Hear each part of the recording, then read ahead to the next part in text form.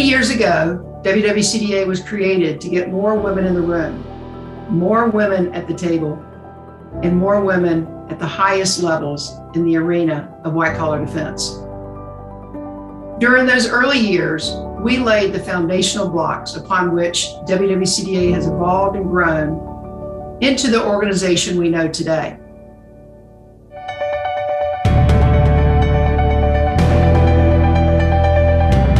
The Women's White Collar Defense Association was founded with a simple vision: equality for women in the field of white-collar criminal defense, and a simple mission: promote diversity in the white-collar bar by providing networking, education, promotion of women in the practice, and business development opportunities. Today, WWCDA has thousands of members in dozens of chapters throughout North America, Europe, Latin America, and Asia Pacific.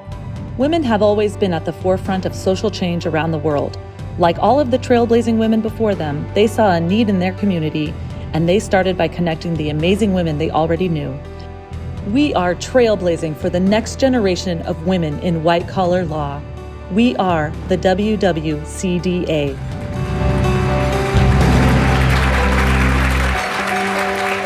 Please welcome Loretta Lynch.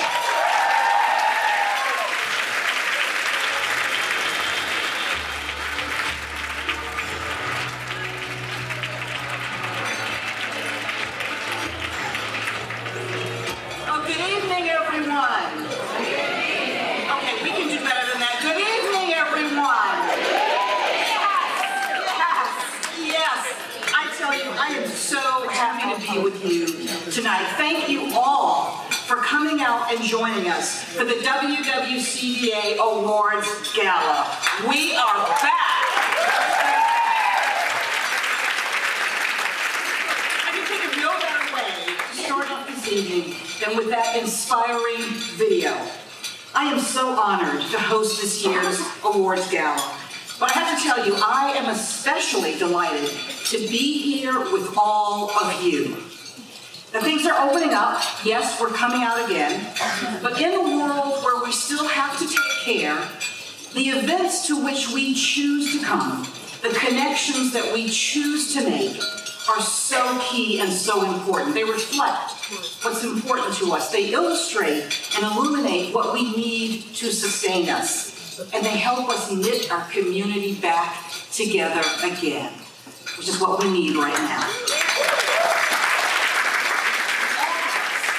Tonight, here at the WWCDA, hope that you are rejuvenated this evening, not just by this wonderful event, but by the chance to be together again. Now, WWCDA knows well the power of connection.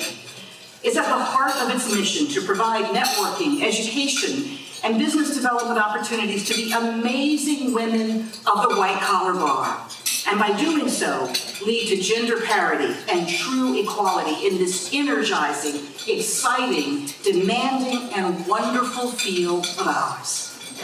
We at WWCDA are thrilled to present this extraordinary evening honoring those who made a difference in the white-collar industry while championing women. And tonight, we're celebrating our incredible community. All of you here and around the globe. You are part of a community that is dedicated to WWCDA's mission to advance and support women in the white-collar field. And like the community that we are, we honor and we uplift our own. Our trailblazing founders, our fearless leaders, and the students who are the faces of our future.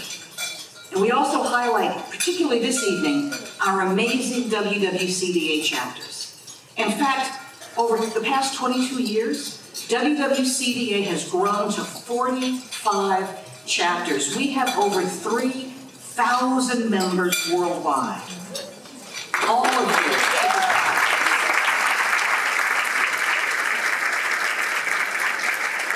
They've built a web of connection and collaboration that truly spans the globe. We're going to feature 2 chapters here this evening, but we're going to hear from so many others in video messages that we're going to play throughout the evening. And now I want to introduce someone who is an inspiration to us all. My good friend Karen Pop. She's the global chair and the co-founder of WWCDA, to say a few words about tonight's gala.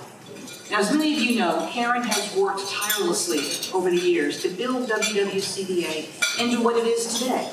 In fact, she's one of the early trailblazers that we are going to honor this evening.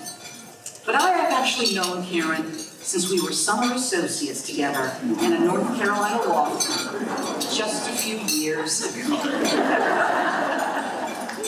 Now, after law school, Karen, like myself, she moved to New York, joined the vaunted firm of Sullivan and Cromwell, but, of course, greener pastures called her, and we actually joined forces again as prosecutors in the U.S. Attorney's Office for the Eastern District of New York.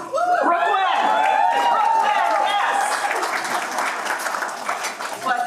Karen always had the bright lights in her eyes, let me tell you. She shook the dust of Brooklyn off her feet, came on down to D.C., and joined the Office of Legal Counsel at DOJ. But of course, bigger roles were for her as well, and she ended up in the White House as Associate White House Counsel for President Clinton.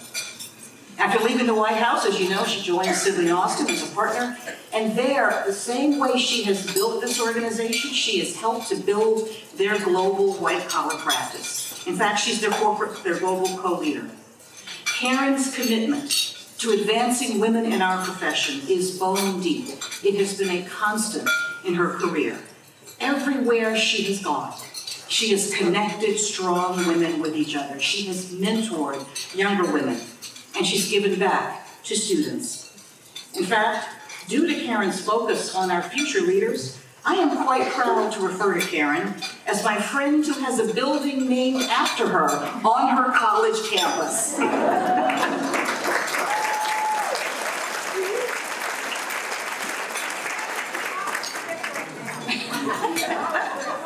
So you see, co-founding WCDA was just a natural progression in Karen's commitment to giving back, to building bonds, to strengthening the connections that make us all better. And in fact, we're all stronger as a result of Karen's vision.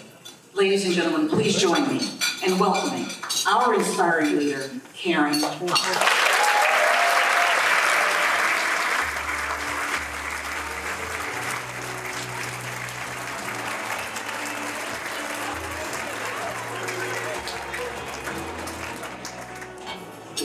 All right, for those of you who couldn't hear, I said Loretta is way off script right now. Way off script. Loretta, thank you. It is a privilege to call you a good friend of mine for almost 40 years. It's hard to believe that amount of time has passed. And it's wonderful to have you back in private practice and back as a member of the WWCDA. But we're especially honored to have you here tonight as our MC. To celebrate the many accomplishments in our system.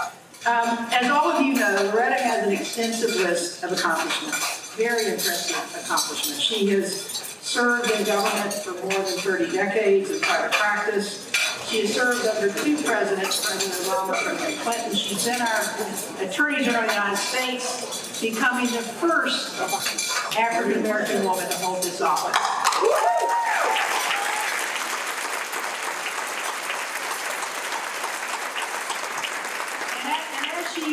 As you know, also, she was the U.S. Attorney in the Eastern District of New York, as well as serving other senior roles, and now is at Paul Weiss with a very impressive career as handling government internal investigations and high-stakes matters. She's received a lot of honors, including the 2020 WWCDA Champion Award, one of the awards we're giving out this evening. Loretta, you are a true trailblazer. You are a continuing inspiration. And the momentum of advancing women and diversity in white-collar law is just so impressive, and we are so thankful for you. You have set the stage for many of us, and we really do thank you. So thank you very much.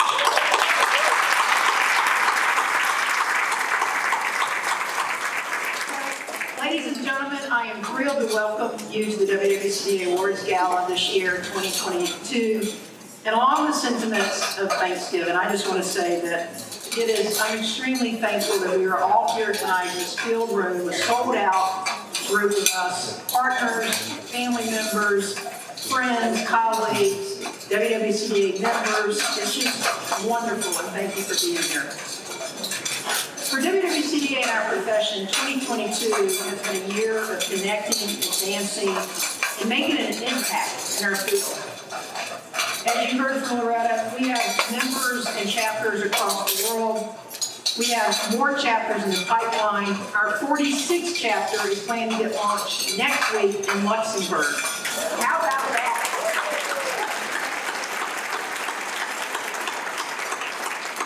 And we have a dozen more in the pipeline, many of which will get launched in 2023. And we were in the process of getting Ukraine launched when the war broke out. And that one, I just met with the woman in London who's going to head that launch, and we are still planning to do it one day.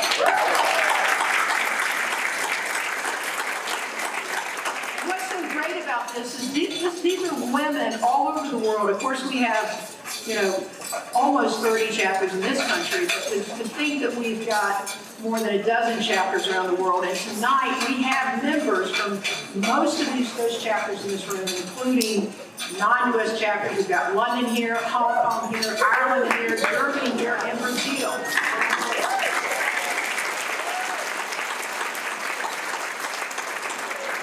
We also have a lot of our previous winners, and we've got our trailblazers that we're going to be honoring tonight.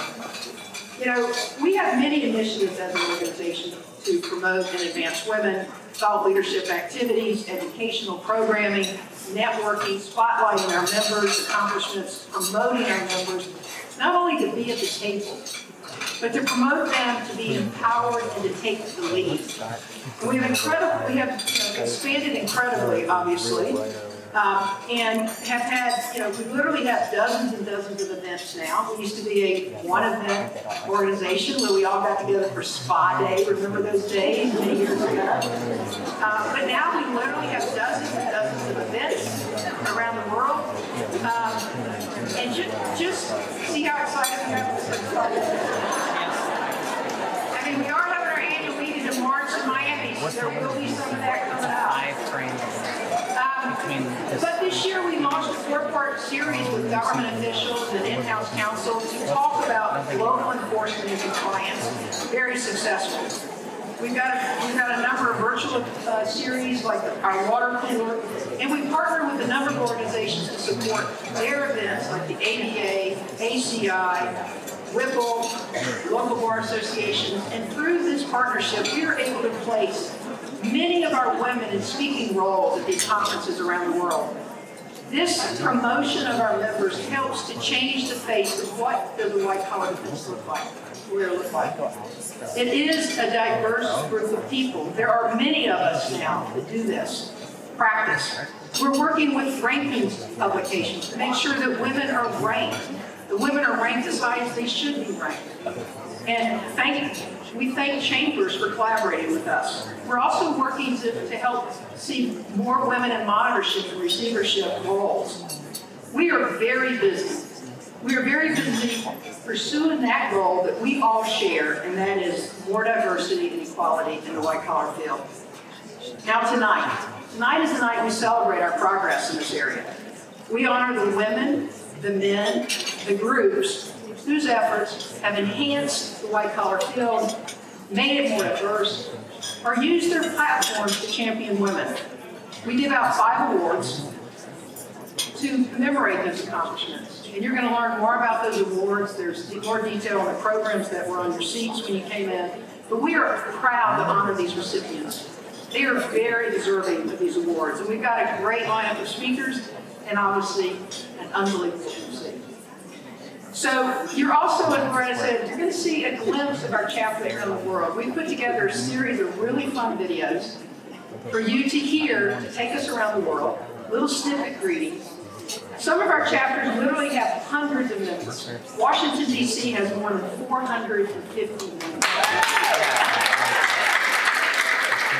have a number of chapters. New York, London, many chapters who have hundreds of members. Some of our chapters are smaller with dozens, but you're going to see these fun snippets predominantly put on by our leaders of these different chapters, and thank you to those leaders who help run the chapters and do the local work.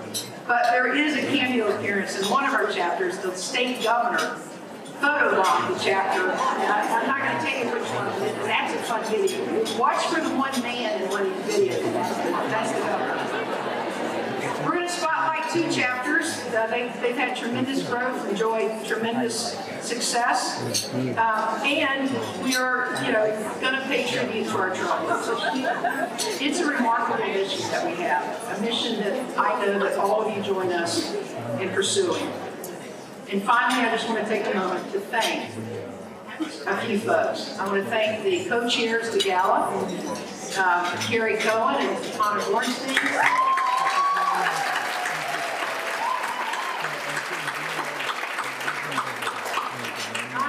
Stand up. And then Susan Missouri, our global vice chair.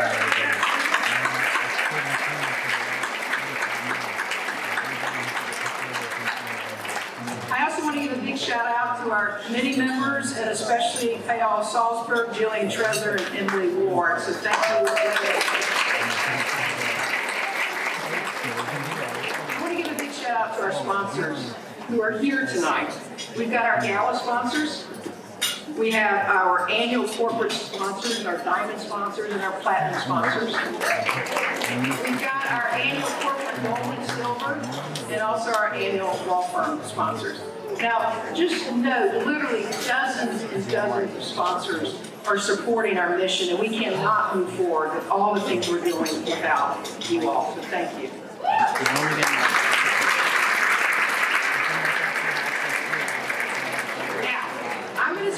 I'm going to pay a special thank you to one more group. And that group are all the men who support us. The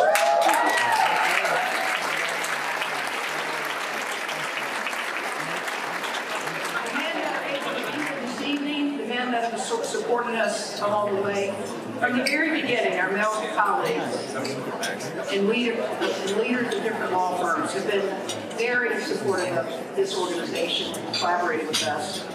We thank you for your continued partnership. These strong collaborations are critical to help pave the way for equality in our field. So now, it's time to get on with the show as you all enjoy your dinner.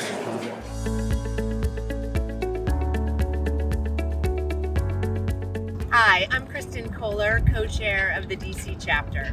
Hi, I'm Sean Wright, chapter secretary. I'm Annie Walsh, social media coordinator. And I'm Lisa Manning, member of the DC Planning Committee. On behalf of the DC chapter, we want to welcome you to the 4th annual WWCDA Awards Gala. We are so excited to be in person again. And congratulations to all our award winners this evening. And please enjoy our beautiful nation's capital. Greetings from the Big Apple, where our members shine as bright as the lights on Broadway. On behalf of the New York chapter, we extend our warmest congratulations to this year's award winners and a special welcome to our WWCDA alumna, Justice Jackson.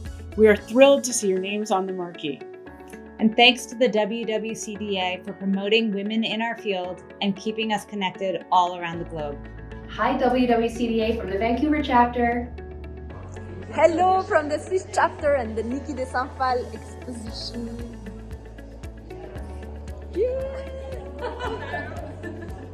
Hello from LA. Hey there, this is Pam Johnston, chair of the LA chapter and vice chair of the West Coast region for the WWCDA. I'm Nina Marino. I am Pam's co-chair of LA. I'm Rasha Gurja-Shields. I'm secretary of the LA chapter and global co-chair of the diversity committee. And I'm Jennifer Leeser, LA chapter social media coordinator, YPC administrative committee chair, and global social media committee chair. We wish all the awardees congratulations. Right! Greetings from the Minnesota chapter. We congratulate each of this evening's honorees. We're sorry we won't be there to celebrate with you, but you are always welcome to Minnesota, where we promise you can stay warm all winter long in our awesome Skyway system. Greetings from Raleigh, North Carolina, and the North Carolina chapter, where y'all means all.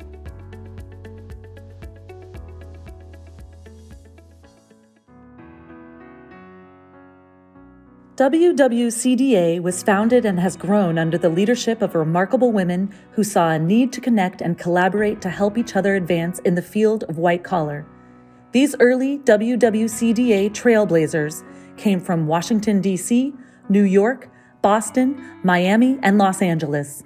WWCDA would like to pay tribute to our early trailblazers, the women who saw the need in our community and made the decision to use their platform and create change.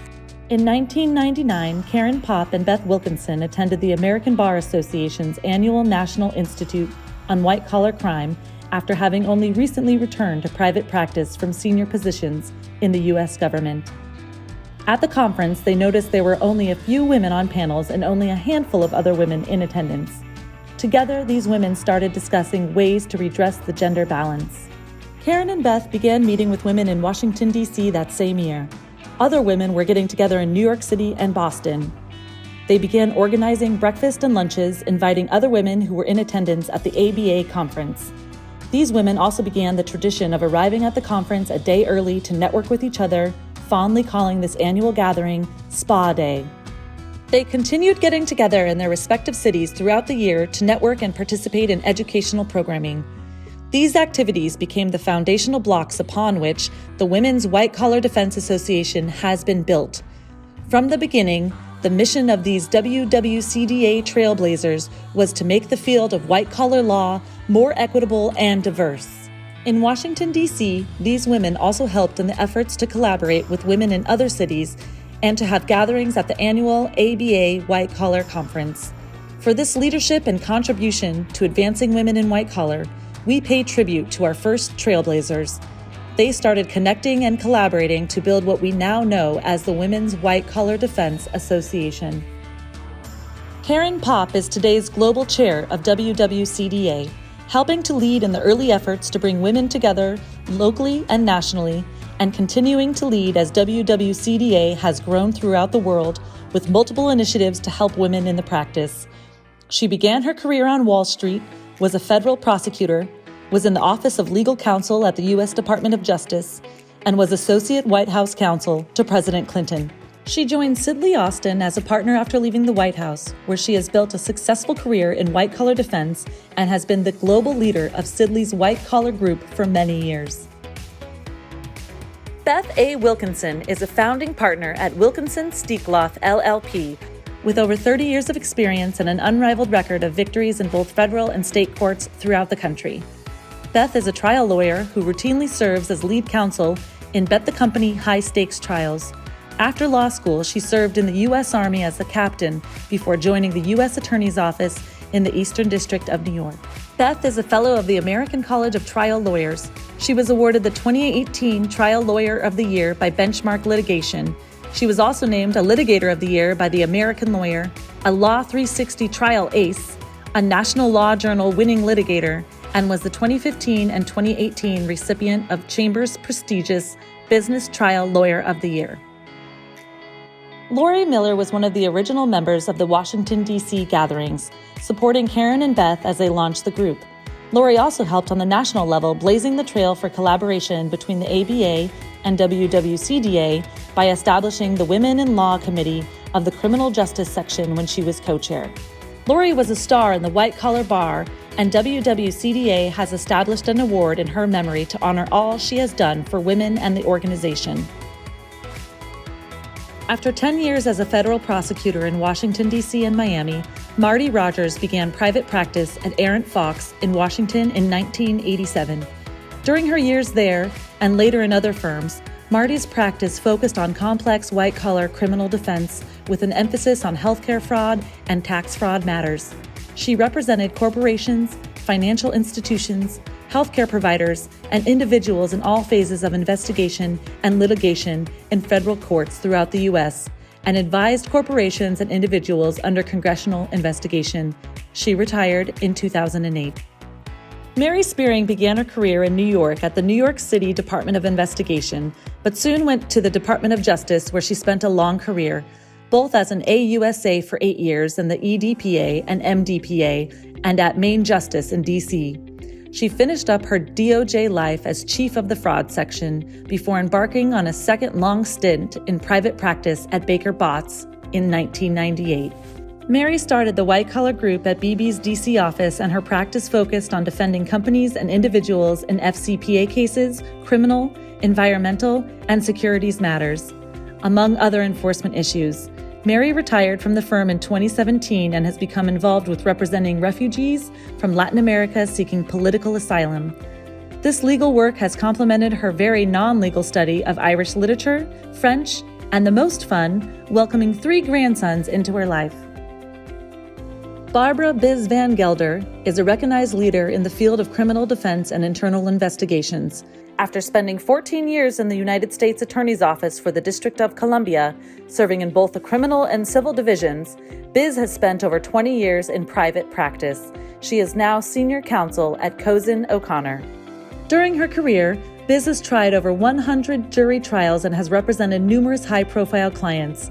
In naming her one of Washington, D.C.'s top criminal defense lawyers, Washingtonian Magazine describes Biz as someone you call if you find yourself drawn into an awkward congressional investigation, or worse, a grand jury investigation by the Justice Department or the U.S. Attorney's Office.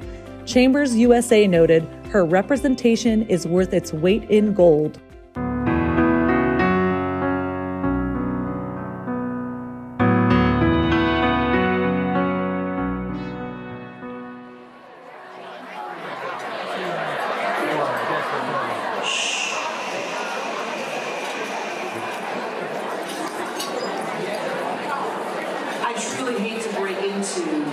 The wonderful conversations and connections that are going on around this room. We have been apart for far too long. We just have. And I'm so delighted to see everyone enjoying this wonderful evening.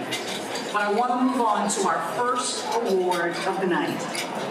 And if you, like me, were watching these wonderful videos as you caught up with all of our friends, it is so inspiring to hear about the genesis of the WWCDA.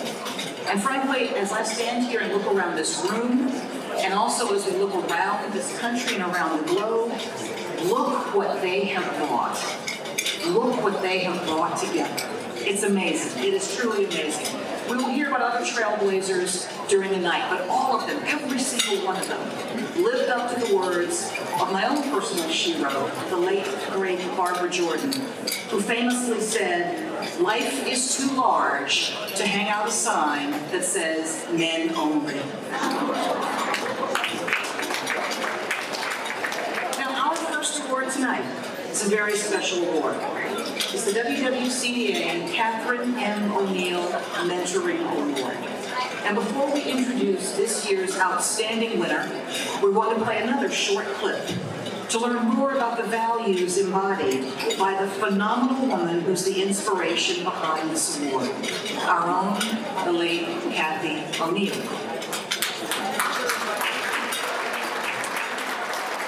She was amazing, and we try and live up to her legacy every day. After her video, the next voice you hear will be that of Zachary Pardon, the former U.S. Attorney for Chicago, and now the leader of King & Spalding's Government Matters Practice Group. Zach is also a champion of diversity. He is a true friend and ally to WWCDA. But I ask you now, I know it's compelling to turn to your neighbor, but please, please, turn your attention to the screens for the video about this wonderful woman and this incredible award. Thank you.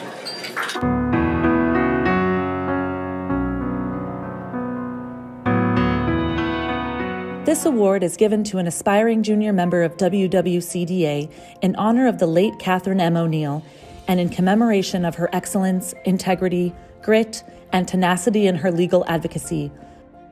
Her enthusiasm and optimism for life and the law, her boundless energy and creativity, her dedication to mentoring young lawyers, and her generous and tireless donation of her time and talents for the public good. This award includes a continuing education stipend that has been fully funded by the law firm of King & Spalding, where Cathy was a partner in its Special Matters and Investigations Practice Group. The stipend will be used to continue to develop the legal and leadership skills of the award recipient. This award honors the memory of our amazing partner, Cathy O'Neill. who tragically passed away following a valiant fight against pancreatic cancer while working as a full-time partner. The mentoring part of the award is what Kathy would want the world to focus on. Kathy always made time to mentor the lawyers around her and to encourage others to do the same. She made those around her better. In 2015, I received a call on my cell phone from a very excited Kathy O'Neill. She was down in New Orleans at the ABA meeting and had run into Karen Pop. And Kathy said, "Jamila, I'm so excited. There is this women's organization made for us, specifically for us. And I really want us to do it in Atlanta, but I won't do it without you. You've got to join me." Some people would call a person like Kathy a superwoman. I call her a Wonder Woman because every time I saw her or saw something she was doing, I continued to wonder how it was that she was still able to do so much, so well, and always be a friend and mentor to many. We're Kathy's boys, Dave, Stephen, and Michael. Kathy had some great mentors during her legal career, and she was devoted to paying it forward by helping young women lawyers negotiate the challenges of the legal profession and of life. That's one reason Kathy supported the WWCDA and helped start its Atlanta chapter. We truly appreciate this award that King Spalding and the WWCDA have established to recognize my mom's legacy. Congratulations to this year's award recipient. We thank you and everyone else who continue this important mentoring work. Kathy was a good friend. Kathy was a fantastic mentor. Kathy was absolutely selfless in all that she did. That level of selflessness is one of the reasons that I'm so excited and so thankful that the WWCDA has named an award in her honor.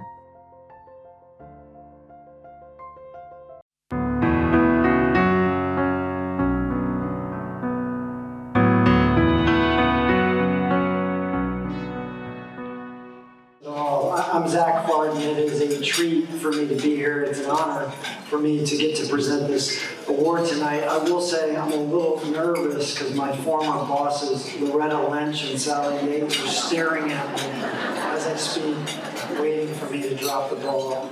I want to thank the WWCDA for establishing this award given to a junior member of the organization in honor of the memory of our King Spalding former partner, leader, friend, Kathy O'Neill. As the video noted, King Spalding's pleased to support this award through a $2,500 educational stipend that goes to the winner for her to use in her continued legal and leadership development. This award is really about honoring the memory of Kathy, her excellence, her integrity, her grit in legal advocacy, her love and optimism for the law and for life, her determination to mentor younger lawyers, and her tireless devotion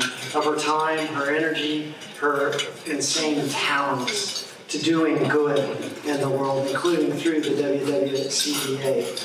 We're honored tonight to have Kathy's husband, who you just saw in the video, David Namias, with us. Her sons, their sons, one is in college and the other is a junior in high school. I hope David, like my boys, they're home studying for exams and not doing what I was doing at that age. We'll hope for the best. I'm going to embarrass David by asking him, he's at King Spalding's table, to stand up and ask all of you to thank him along with me. Thank you for being here tonight. So with that, the presentation of this award, the Catherine O'Neill Mentor Award, which is given to, again, a junior member of the WWCDA who displays the potential for future leadership, who is a rising star in the bar, and who otherwise embodies the spirit and the characteristics that made Kathy such a special lawyer and successful lawyer and beloved leader and friend and colleague to many of you and to this organization more broadly. It is my honor to announce that the award this year, the Catherine O'Neill Mentor Award, goes to a London member of the WWCDA, Emily Agnoli.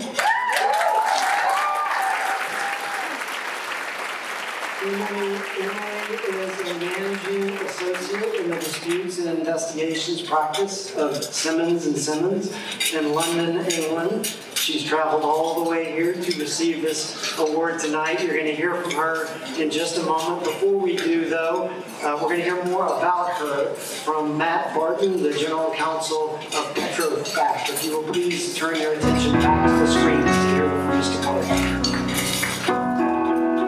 Thank you, Zach. Good evening. I'm delighted to have been given the opportunity to provide some congratulatory remarks about Emily, which I regret I am not able to deliver in person.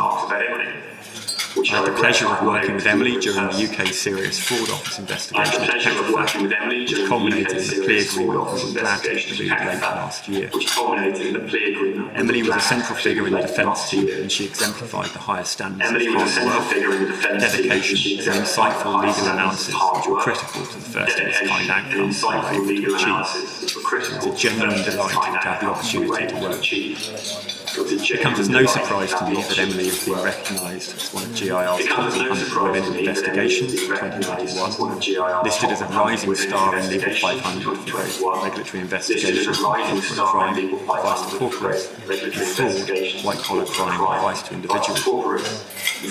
She has also been selected as the Best Lawyers Ones to Watch for Criminal Practice UK in 2023. Equally importantly, the passion that Emily shows for WWCDA, its missions, and in mentoring younger attorneys is impressive. Those who have worked with Emily commend her for providing junior lawyers with opportunities to take on stretch assignments that are often prevalent in white-collar defence matters. I saw many examples of that over the years that we worked together in this case.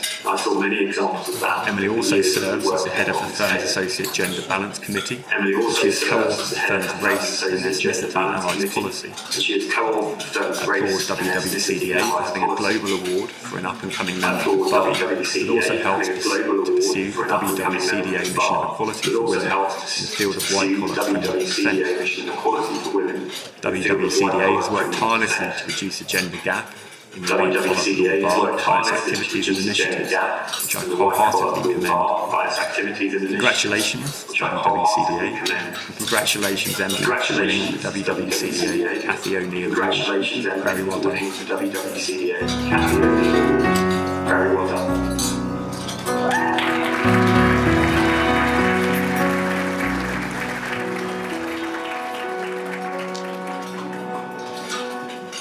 Emily, it is my great honor and privilege to present this award to you. Congratulations and well done.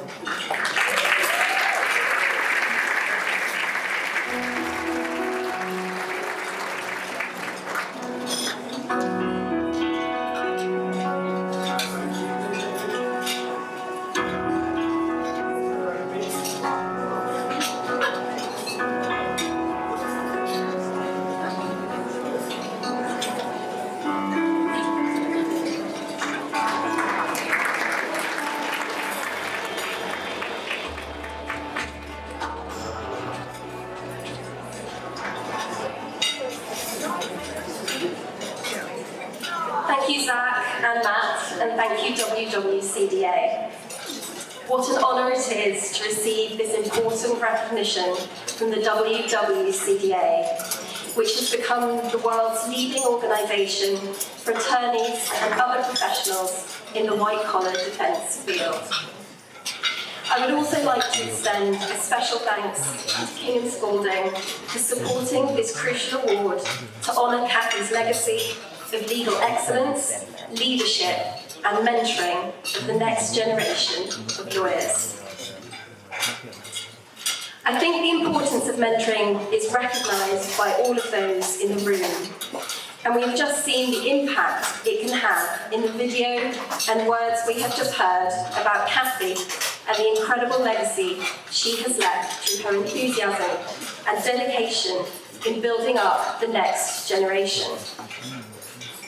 Mentoring is something I get a lot of joy and fulfillment from, particularly mentoring junior women and those going off on or returning from maternity leave, which can be a particularly challenging time in your career. I would like to say a special thank you to Feroza Dodi, the junior associate in my team who nominated me for this award. And I look forward to acting as her mentor for many years to come.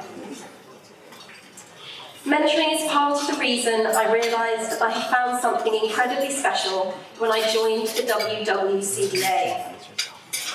Not only is it an organisation promoting women, but it's filled with women who want to mentor and support other women. It has also meant that whenever a request comes around my firm for an external white-collar crime expert, I am always able to add a qualified woman's name to the list of recommendations, and that never fails to make me smile.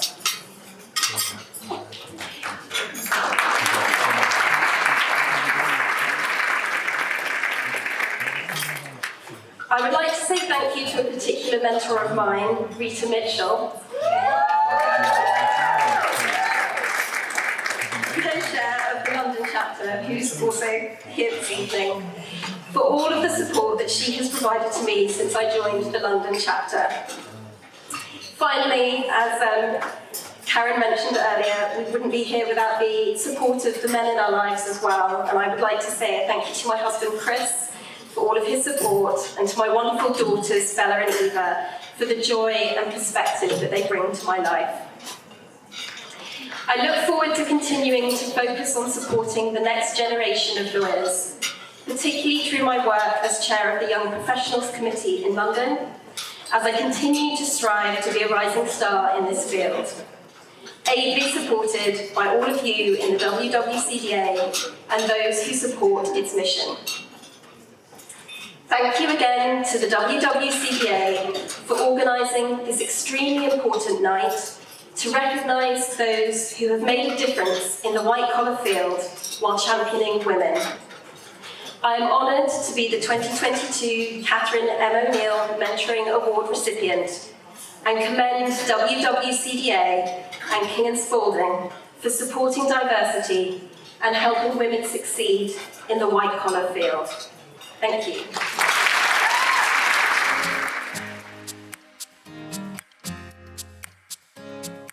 Greetings from Rita, Claire and Annabelle in London. We've got a beautiful view of Tower Bridge behind us, and we're sorry we can't all be there with you in person tonight.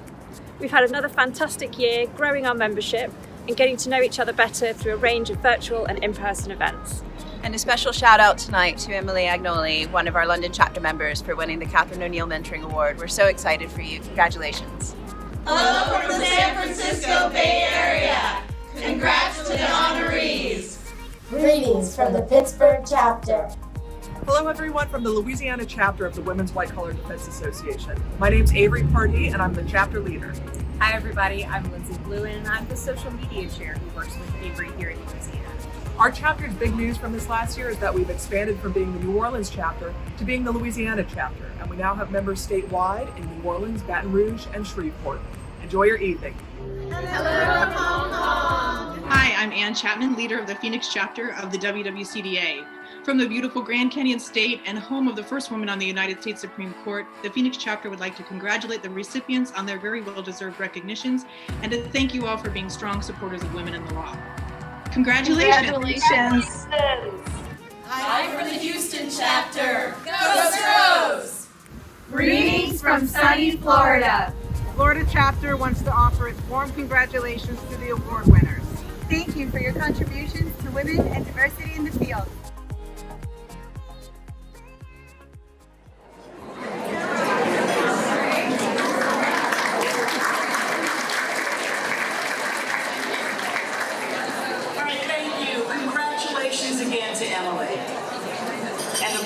She represents for WWCDA and all of its goals. Our next award this evening will be the Group Award. It's going to be presented by our Awards Gala co-chair, Carrie M. Cohen. Carrie serves as the global co-chair of Morrison & Foerster's Investigations and White-Collar Defense Practice Group, State and Local Government Enforcement Team, Workplace Misconduct Investigations Task Force, and Women's Strategy Committee. Well, that's just in their spare time. All of that sounds very familiar to those of us who toil in law firms, but what Carrie really does is she leads by example. She supports and mentors young women. She's always got an open door and an open line for anyone with a question. She's a leader in the field. She's a friend to many of us and an inspiration to all. I'm now going to ask Carrie Cohen to come to the microphone to tell us more about the WWCDA's Group Award and this year's Outstanding Winner. Carrie?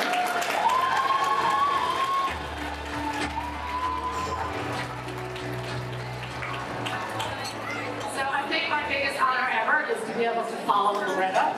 Amazing. And to look out at this fantastic group. You all look wonderful up here. You look wonderful and engaged, although somewhat daunting. But give yourself a round of applause. This is amazing. And it really is a privilege to be this year's Gala co-chair along with my partner in crime, Anna Borenstein. We did it. This is amazing. We are honored to award this year's Group Award to Novartis. The Group Award is bestowed on a team that has demonstrated achievement in the white-collar area while advancing women. The winning team must have demonstrated collaboration on a project or projects that have an impact in the white-collar field while at the same time highlighting and promoting women in the power of teamwork and the importance of working together in the white-collar field. I'm pleased to invite Nora Connors, who joins us today. She's the Director of Government Affairs. She will accept the award on Novartis' behalf. While Nora makes her way to the stage, we will virtually hear from Novartis' Chief Legal Officer, Karen Hale, who could not be with us here in person tonight due to business abroad. But please turn your attention again back to the screens for remarks from Karen.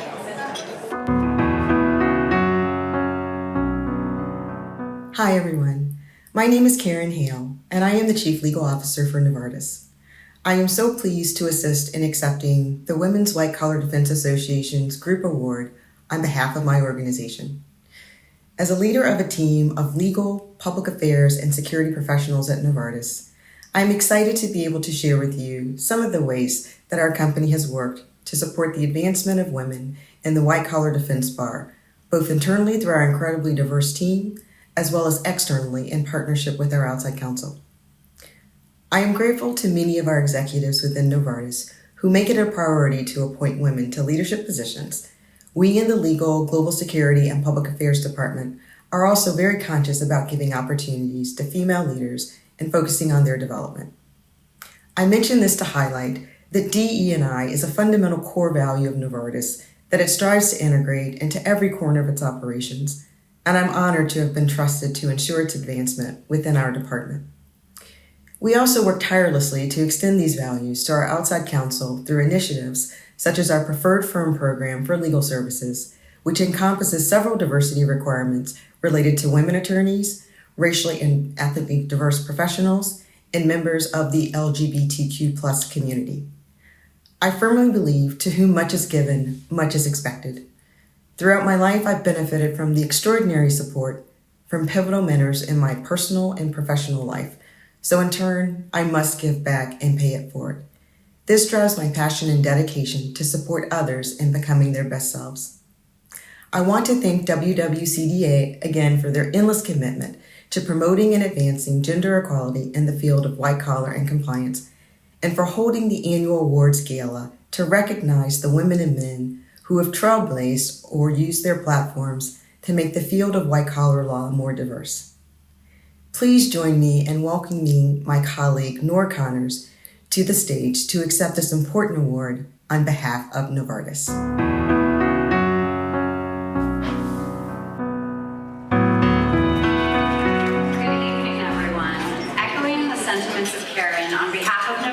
Novartis, we are so thrilled to accept WWCDA's 2002 Group Award. It is my pleasure to receive this award in person on behalf of my organization.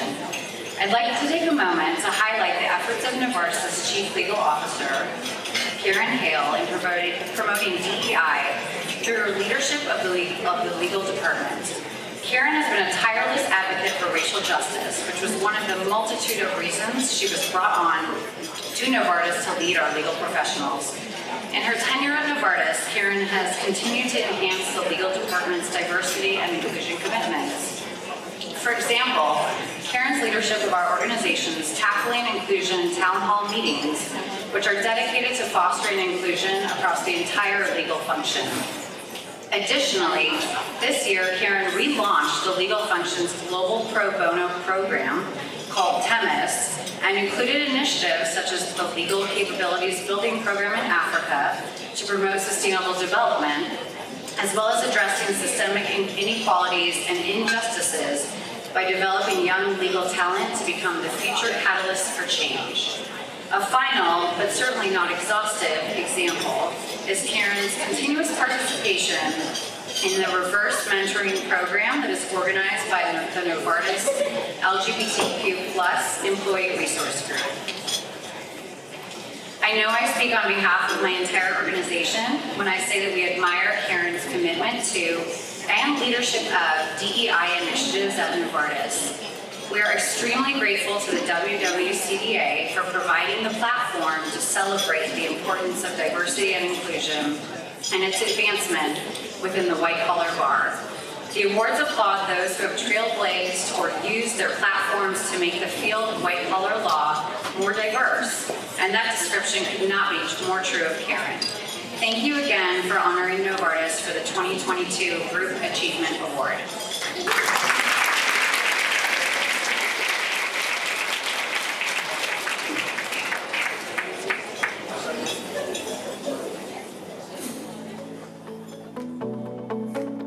Hello from the Dallas chapter. I'm Kit Adelman, Haynes and Boone, and I'm here with the other Dallas chapter leaders. We are thrilled to be able to celebrate with all of you. Congratulations to the 2022 award winners. Greetings from the Japan chapter. We hope everyone has been well. We are in front of the Tokyo Station with the golden fall leaves. And compared to the last year, we are coming back to normal. Congratulations to the 2022 honorees. Bye.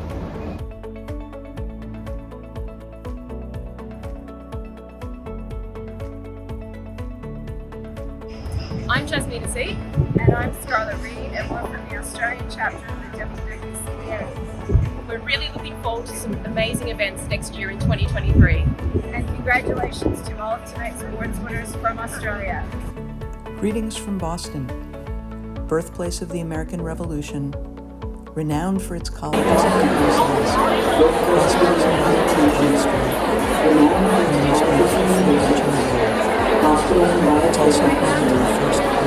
the most beautiful foliage in the world. It's also home to the first open hospital in the United States. It's also home to the first progressive champion of the National Union Award recipients. All of them are and say, Welcome from the Alabama, Tennessee chapter. Coming to you today from the skyline of Melbourne. In 2022, we focused on promoting diversity and mentoring and learning. Just focused on having and participating in already actively involved in the chapter and are becoming active involved in the chapter and are really Hi everyone from Paris.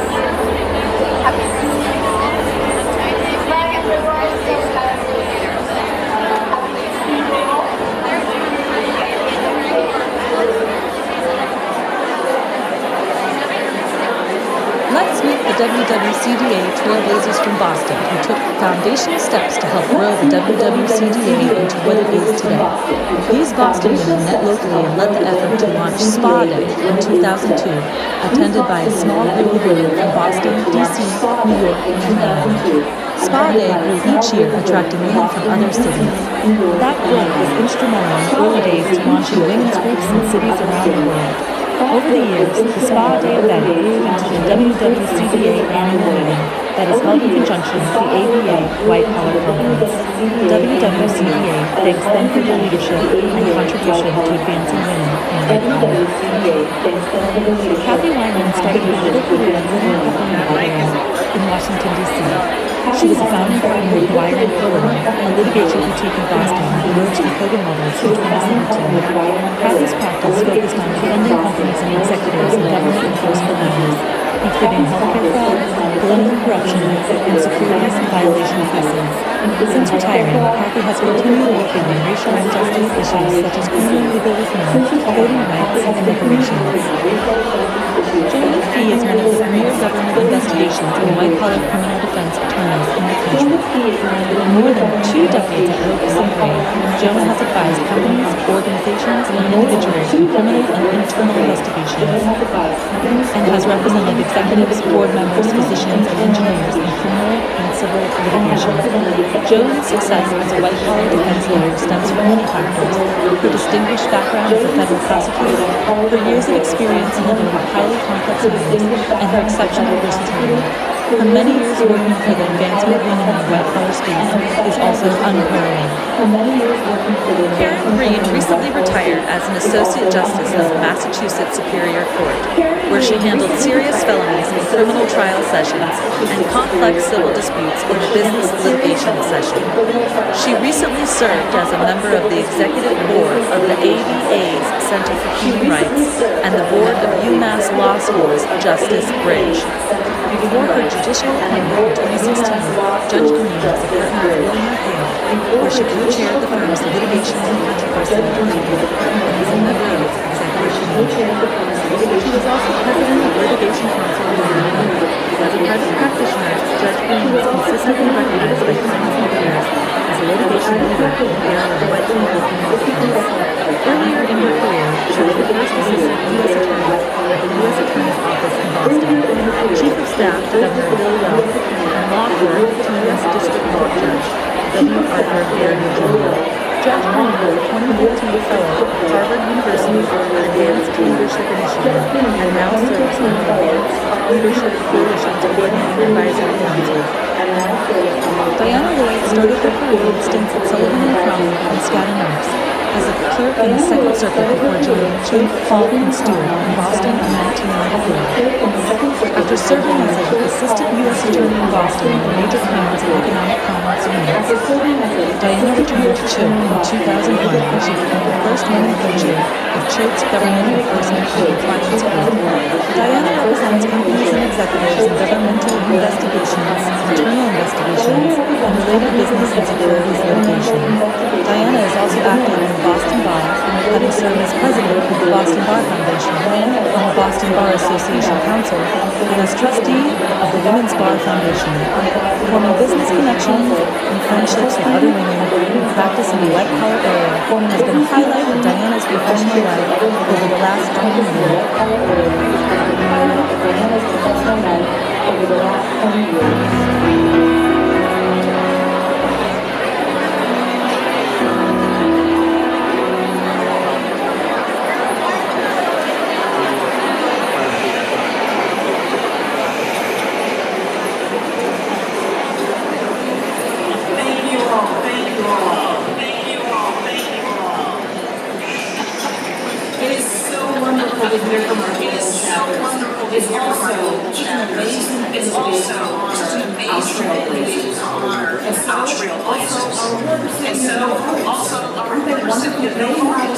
Aren't they wonderful? They not only make a business case for diversity, but they live it every day.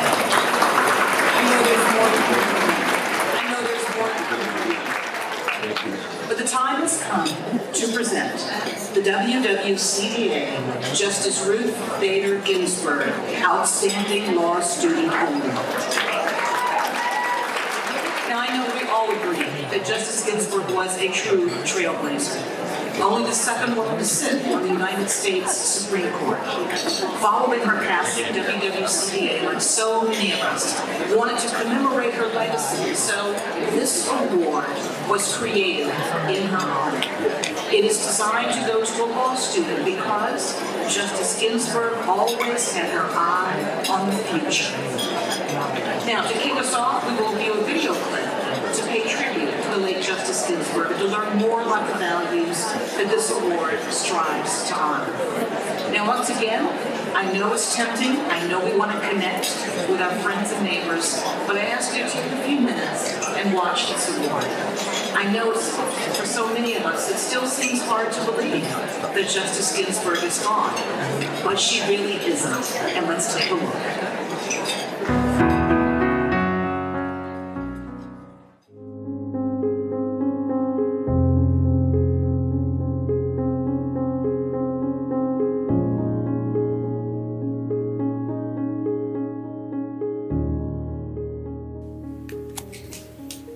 In my lifetime, I expect to see 3, 4, perhaps even more women on the High Court bench, women not shaped from the same mold, but of different complexions.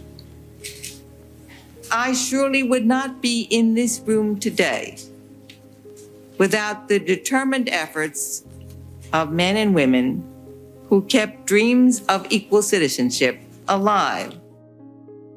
This award was created to honor Justice Ruth Bader Ginsburg. Like so many of the women in our organization, she was a trailblazer. She leaves an enduring legacy that we all must carry forward. We created the WWCDA Justice Ruth Bader Ginsburg Outstanding Law Student Award to reflect what our members were feeling after her passing. We could not be doing what we're doing professionally, but for Justice Ginsburg. We owe her everything. This award represents her efforts to pave the way for other women and her life's work of mentoring and lifting up women in law. I had the great honor and privilege of serving as a law clerk to Justice Ruth Bader Ginsburg from 1999 to 2000. I am so pleased to know that the Women's White Collar Defense Association has created an award in Justice Ginsburg's honor to recognize a female law student who, like Justice Ginsburg, exemplifies excellence, perseverance, resilience, and a dedication to making ours a more just legal system. Because she knew how important it was for women, particularly young women, to see what they could also accomplish. I think the greatest gift she gave all of us was that she brought her whole self to all of her work. She acknowledged all the many parts of her life in her work. Her life as a lawyer, her life as a professor, her life as an advocate, her life as a parent and a spouse and as a judge. And she showed all of us that we too could bring our whole selves to this great endeavor that we call the law. And for that, I will always be grateful to Ruth Bader Ginsburg.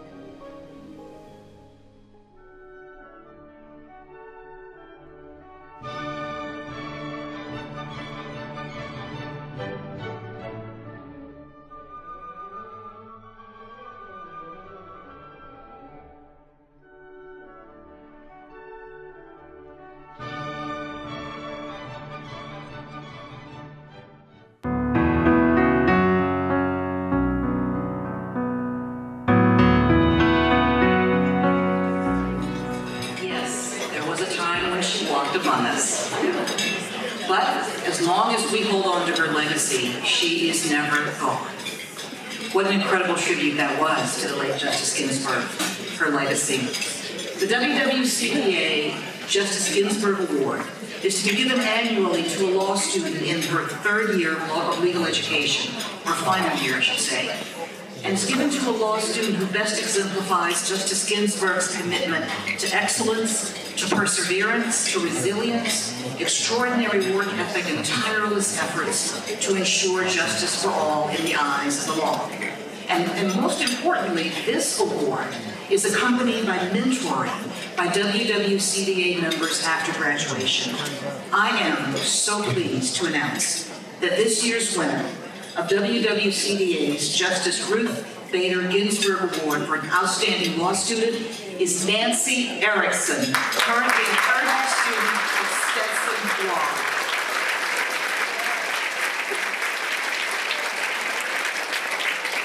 Now, Nancy's here with us on stage. Before I bring her to the microphone, I want to first ask someone who's very important in her life to give some remarks, Professor Ellen Podger.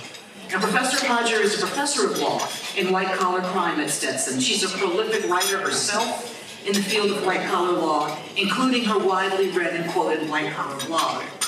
But supporting and mentoring young women students is also an intrinsic part of her scholarship.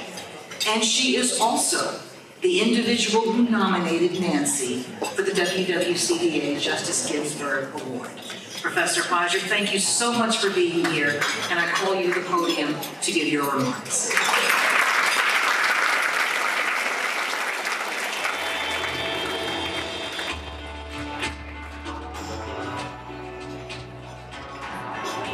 Good evening, and thank you so much, Loretta, for those kind introductions.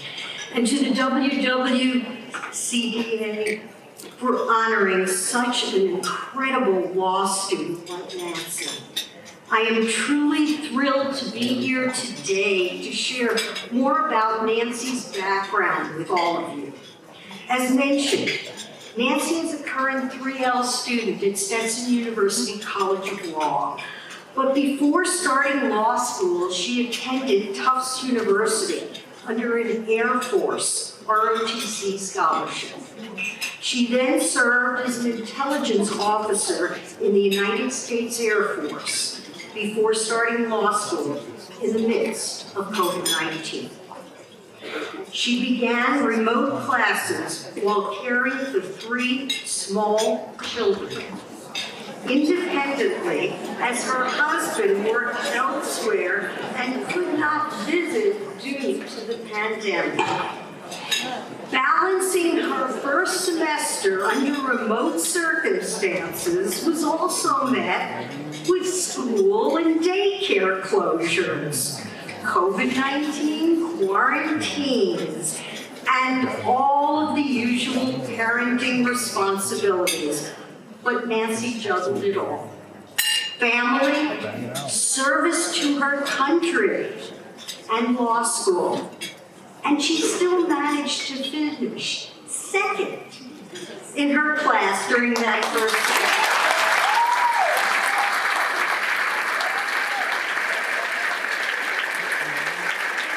Somehow, Nancy still finds the time to pursue extracurricular activities and to garner further experience in white collar. She's on the executive board of Stetson's Innocence Institute, of course, the Law Review, and she volunteered at the Federal Sentencing Guidelines Seminar.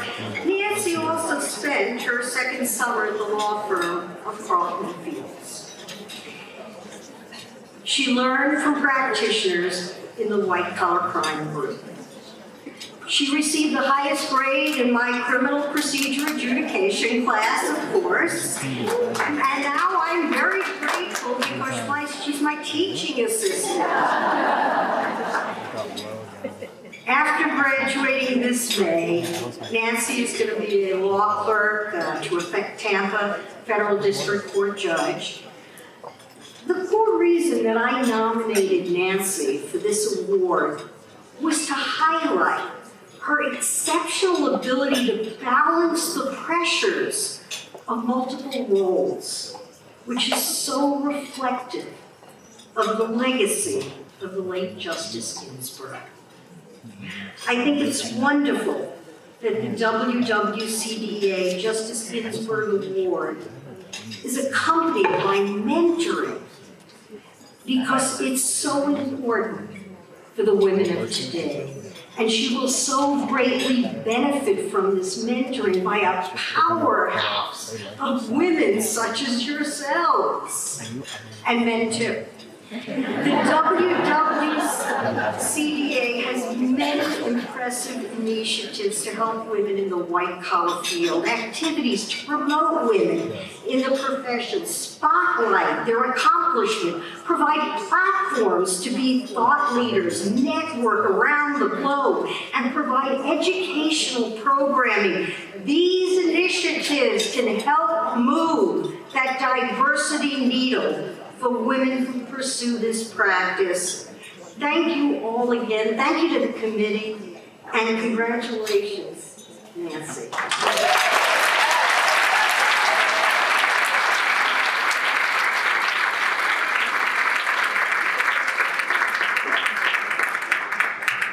Nancy, it is my honor to present to you the WWCDA Ruth Bader Ginsburg Outstanding Student Award. We are so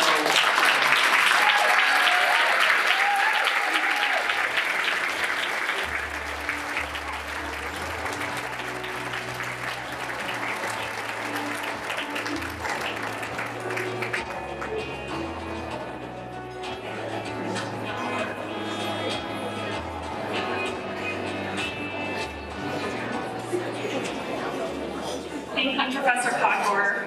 I am truly overwhelmed to accept this award at WWCDA's annual awards gala.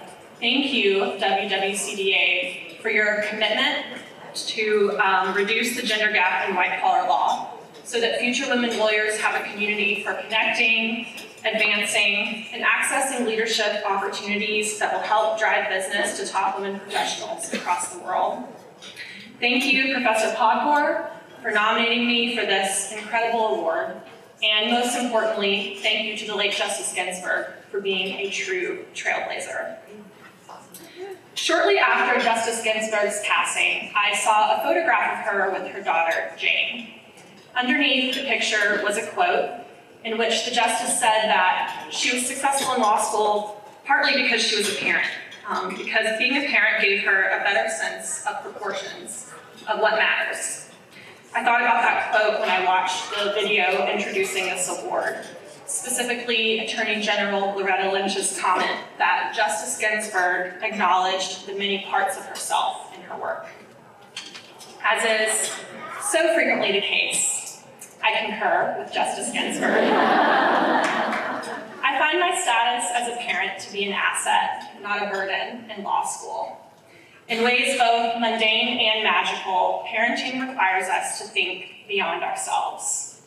Any caretaker of small children can attest that just getting out the door in the morning requires a keen ability to predict and neutralize problems. But caring for children also fosters extraordinary empathy.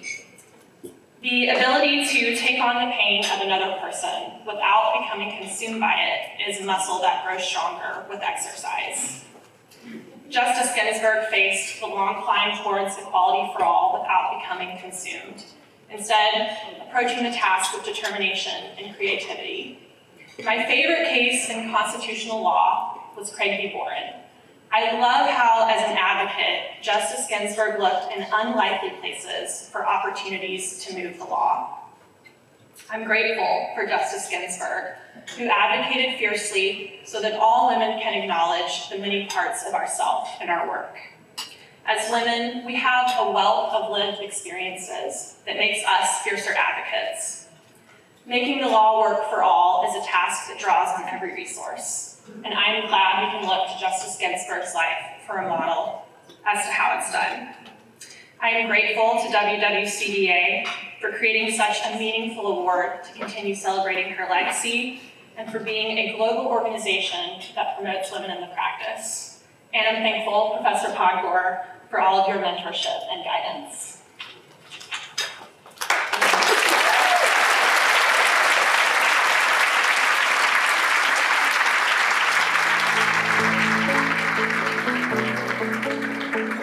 Good evening, WWCDA. My name is Judith Sarin. I am the Germany chapter secretary and co-founder, and on behalf of our 45 members, we wish you, WWCDA, and all of the chapters a wonderful evening at the 2022 annual gala.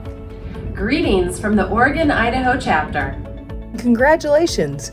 to all of tonight's recipients from all of us in the Pacific Northwest.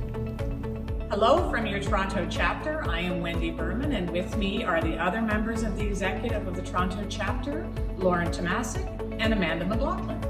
Sending you warm wishes from a chilly Toronto. Congratulations to all of the award winners, happy holidays, and we can't wait to see you in 2023.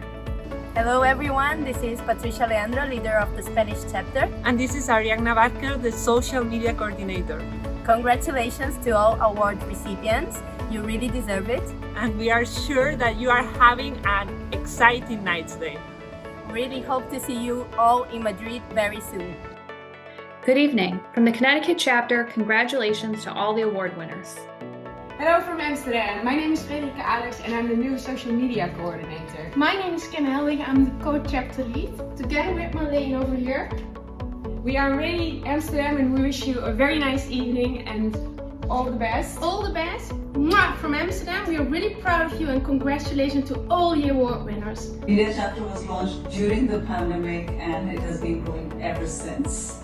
We have hosted some wonderful events and networking sessions. We are doing our part to promote the mission of fostering growth, connection and collaboration among women in white-collar crime practice. Our endeavor is to empower our members with replacing the question of how can I to how can we grow this community together.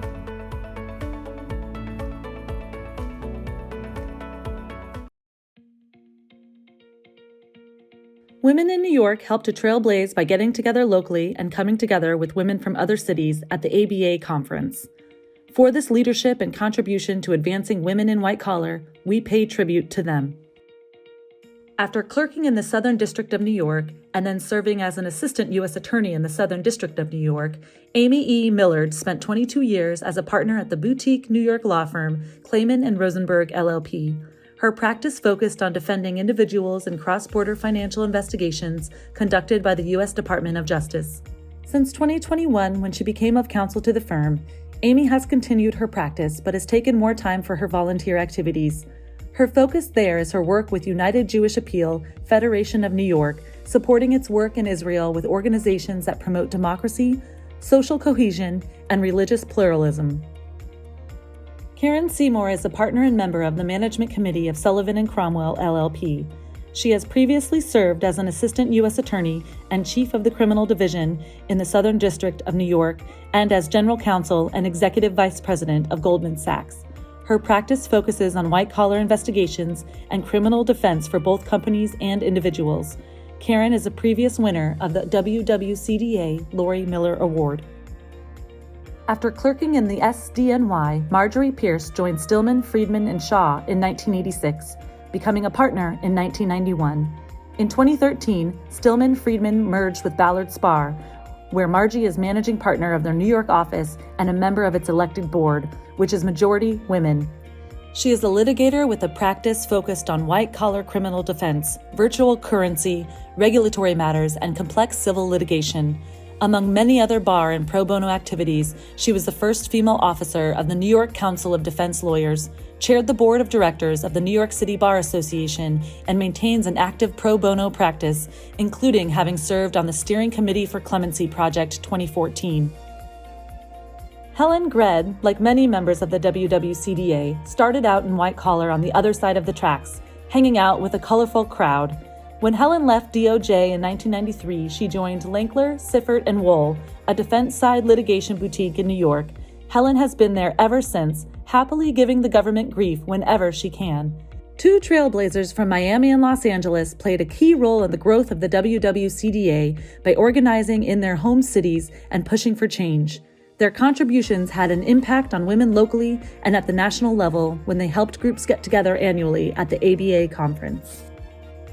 Jane Moskowitz started her legal career serving for almost 10 years as a federal prosecutor in DOJ, Baltimore, and then Miami. Since then, she has been a white-collar criminal defense lawyer representing mostly individuals from investigations through trial. She has had her own firm since 1992 and has practiced with her husband for the last 20 years. Now mostly retired, she spends her time working for local candidates and on voter protection and voter turnout. Nina Marino is a founding partner at Kaplan Marino, a boutique criminal defense firm based in Los Angeles. Nina's national practice focuses on representing individuals in white-collar and complex criminal matters, including financial crimes, matters involving public corruption, and international extradition. Nina is deeply passionate about improving the status of women in the white-collar bar and the greater legal community. She was recognized as a trailblazer by the National Law Journal in 2020 and is regularly recognized by both U.S. News and World Report and Chambers USA. Nina has been repeatedly recognized by the Los Angeles Business Journal as a top woman attorney in LA and by the Los Angeles Daily Journal as a top white-collar attorney in California.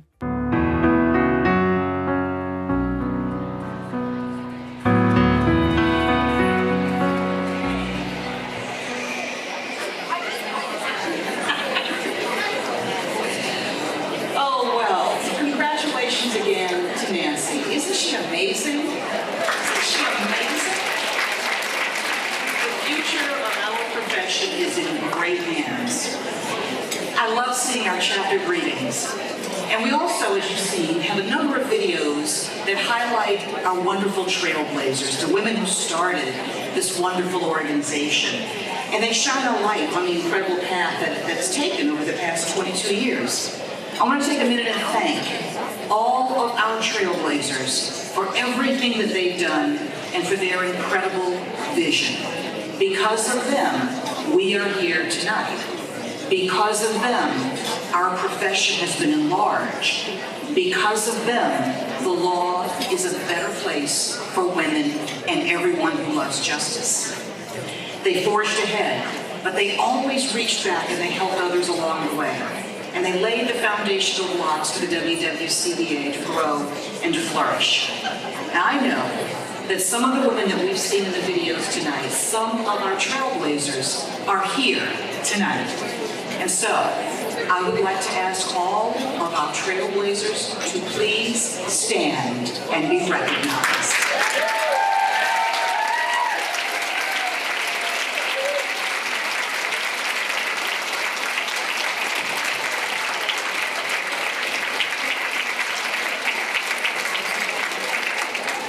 Thank you for what you have brought.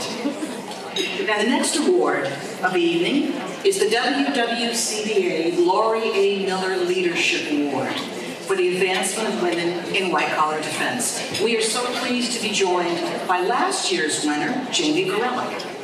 Jamie's one of the longest-serving Deputy Attorneys General of the United States. She's now a WilmerHale partner, where she serves as chair of WilmerHale's Regulatory and Government Affairs Department and co-chair of the Crisis Management and Strategic Response Group. Now, all of that is surely impressive, but those words do not capture the fact that Jamie Gorelick is a legend. She absolutely is. It was said that when Janet Reno was told that her Deputy Attorney General was going to be Jamie Gorelick, she famously said, "What's a Gorelick?" And she went on to note that she learned what we all know, that Jamie Gorelick is a brilliant lawyer. She is an inspired mentor. She is a strategic thinker. She is a true leader. And I know that I speak for so many women who went through the halls of the Department of Justice and said to ourselves, we want to be a Gorelick too. But first, before I bring Jamie up to the podium, we're going to watch another short video about the award and the incredible woman for which it is named. Thank you.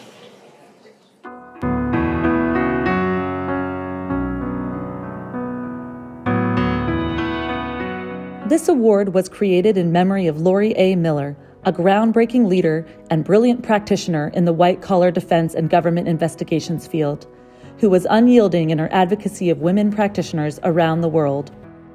I'm David Centel, known to some as Dave and some as Judge. I'm a judge of the United States Court of Appeals for the District of Columbia Circuit. I met Laurie Miller when she was one of a small group of lawyers who came to me with the proposition that we should form an American Inn of Court comprised of lawyers who practice in the defense and prosecution of white-collar crime. I was delighted, as that had been a favorite area of mine as in practice as a prosecuting attorney and as a defense attorney. I knew she had the knowledge, wisdom, and experience to recognize the characteristics of the sort of top-level white-collar attorney we wanted in the end. Anyone who came across Lori recognized her keen intellect, her always sharp command of the facts and the law, her strategic acumen, ultimate professionalism, and sense of humor. But the memories I most treasure are those moments when Lori took the time and had the patience to work with me and bring me along as a young lawyer in the white-collar practice. What she taught me in those moments have had such a significant impact on my career. Her encouragement, her support, and yes, her honest feedback remain with me still. And I continue to pass those lessons that Lori taught me to the other young women in this practice. I know that's what Lori would have wanted. As one of the few women white-collar defense lawyers practicing in Washington, D.C. in 1999, Lori immediately gave her support when presented with the idea by Karen Popp and Beth Wilkinson to launch a women's white-collar defense group. Karen and Beth had just left the government, and Lori was instrumental in helping them move the concept forward in Washington, D.C. and beyond. She was an ethical and professional practitioner. She was automatically seen as a mentor by the new members of the Inn, and she was well equipped to perform that role. That, too, I think, is characteristic of a great lawyer. And Lori was exactly that, a great lawyer. Lori would be so proud of the WWCDA. She would be so pleased to have an award in her honor given by an organization where she was one of the original members and which is made up of women who are committed to helping each other and paving the way and mentoring those coming up next.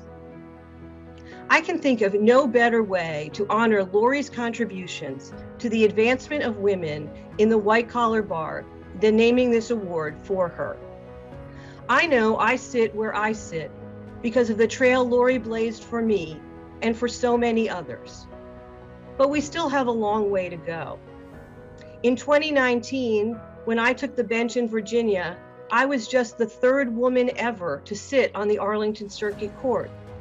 That is why continuing Lori's legacy and honoring the accomplishments of the recipients of the WWCDA's Lori A. Miller Leadership Award for the Advancement of Women is so important.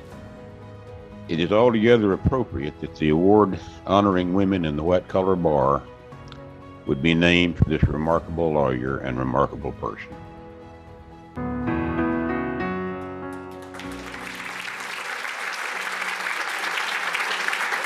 What a great tribute to Lori. That smiling face will be with all of us who ever knew her and everyone in this room who didn't know her. Let me start by thanking Loretta for an incredible introduction, my friend. And to say that it is just great to be here and to be here with so many of my colleagues from Lower Hale and with all of you. Last year, I was honored to receive this award and to be added to this incredible and terrific group of women who have been presented with the Lori A. Miller Award. It is a list that includes Karen Seymour, Joe McPhee, and the WWCDA's fearless leader, Karen Popp. So it is a great group, an excellent heritage, and I'm very proud to be in that group. It is even more fun, actually, to be here to announce this year's winner. The WWCDA launched this award to recognize women who best exemplify Lori Miller's groundbreaking leadership in the law and a dedication to the advancement of women. With Lori's help, this organization was founded more than 22 years ago with the goals of promoting diversity in the legal profession and showcasing women in the practice, offering opportunities for us to get to know each other and to help each other up. I know that members from around the world join me in celebrating Lori's legacy. We are pleased to have with us tonight Lori's life partner, Lois Greisman, who is sitting with the Nixon Peabody table. Lori spent most of her career at Nixon Peabody. Lois, please stand and let us thank you for being with us.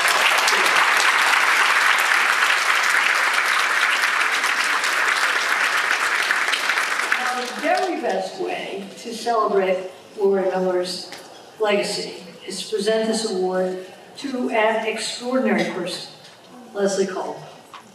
She has had an exceptional career in both government and private practice.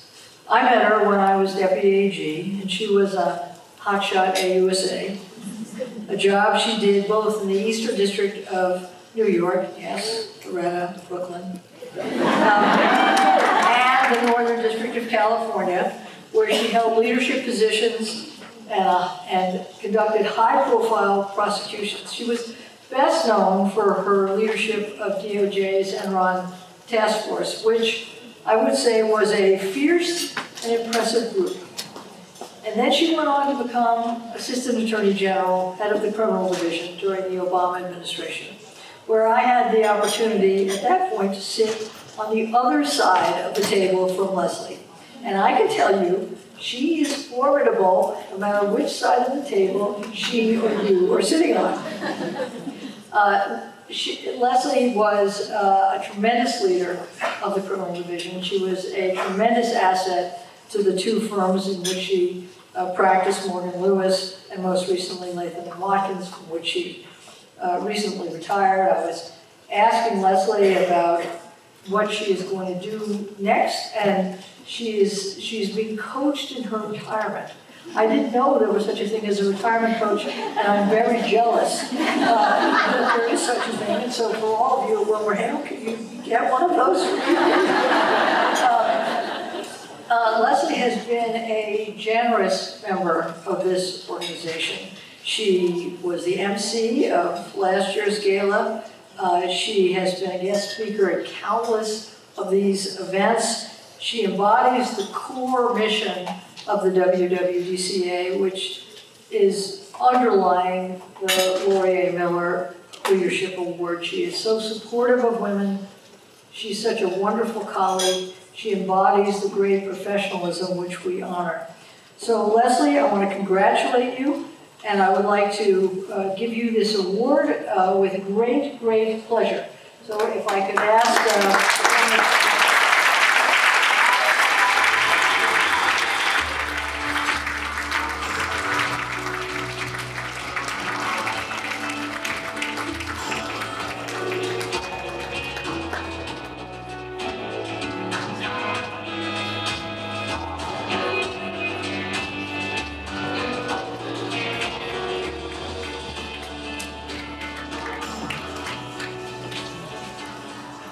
So thank you, Jamie, for those very kind remarks. And also, more importantly, Jamie has been a mentor to me, whether she knows it or not, over the years. And we've sat across the table as adversaries many times, but we've also sat across the lunch table, and the drinks table, and the dinner table as friends. And thank you again. And thank you so much to the Women's White Collar Defense Association for this award. It's such an honor to be recognized for an award that's named after Lori Miller. I knew Lori slightly, but then came to know her much better when she organized and spearheaded an ABA training program, a trial advocacy training program for human rights lawyers from the Sudan who were going to be representing victims of the atrocities in Darfur. So for 1 week, we were all camped out at a hotel in London, where we essentially, a bunch of American lawyers, many of whom you would have heard of, trained these non-trial lawyers how to handle various trial issues. It was an amazing experience. But one of the most amazing aspects of it was to just watch the passion that Lori brought to the training program and to the lawyers. It was such a wonderful experience. I'm also very honored to be in the company as an award recipient of the amazing women who have gotten this award before me. It really means a lot. It's quite the group. I'm not sure I can measure up to the crew, but I'll try my best. So I've been really fortunate over the course of my career to have worked with so many wonderful women and so many wonderful men, including many who are here right now. My great friend Loretta. When I first met Loretta, she was trying an Asian organized crime case in Brooklyn, and there were convictions, and the gang was extremely violent. And after the convictions, the U.S. attorney bought t-shirts for the all-female trial team that said, "Girls Get Gang," which was a little retro, but this was the late 80s. And I also want to thank Chief Judge Beryl Howell, who's one of my very great friends, who I've also known from the Eastern District. I started in the U.S. Attorney's Office 1 week after Beryl and followed her around and watched her and learned a lot from her. And I'm still learning a lot from her as we sit here today. Maybe not today, but in 2022. I also want to thank Sally Yates, who I had the great privilege of working with as the Assistant Attorney General of the Criminal Division when she was the Deputy Attorney General. And last but not least, Karen Pop. So this may not be a fact that Karen advertises, but I second chaired, was it your first trial? It was one of her first trials. It was a drug courier case from JFK Airport, and the defendant had swallowed some drugs. I can't remember which drugs were from what country. And Karen, in her opening statement, described in graphic detail, really TMI category, how the drugs were dispelled from the defendant's body. And I sat there mortified, but powerless to intervene during the opening statement. None of that had been in the draft that she showed me. Anyway, I've had the opportunity to work with so many great women over the years. You did get a conviction, but think about the facts, Karen. It was not the hardest case in the world. There's so many women, many of them are here today. I obviously don't have time to single everyone out, but I'd like to particularly mention my former partner and colleague at DOJ, Alice Fisher, who I was so happy to see tonight. And also my former colleague and good friend from San Francisco, Melinda Haig. We served as AUSAs. We were both recruited by Bob Mueller to join the office when he became the U.S. Attorney. And then, as you probably know, Melinda went on to become the U.S. Attorney in San Francisco. And it's just great to see all of you here tonight. Over the course of my career, which has been quite long, I've really seen, and it's been really exciting to see, a real sea change in the role of women in the profession, and frankly also the role of white-collar practice in the profession. When I started as a junior associate, first-year associate in New York at a big firm many years ago, there was literally not one woman partner in any practice group at the firm. This wasn't that long ago. This was in the 80s. It was remarkable. And then the first woman who joined the firm as a partner came from the U.S. Attorney's Office in the Southern District of New York, Pam Chapiga, who some of you may know, and started a white-collar practice, which I very happily jumped in, feet first, and very excitedly, and finally we started doing some white-collar work. It's just been really remarkable to see the change. And when I contrast that with today, when I look around this room, and it's sold out, so there were many, many more people who couldn't come and would have loved to. When I look around this room and see so many talented and accomplished women who are practicing in white collar all over the country and from different countries in the world, and not only are you practicing white collar law, you guys are all kicking ass. And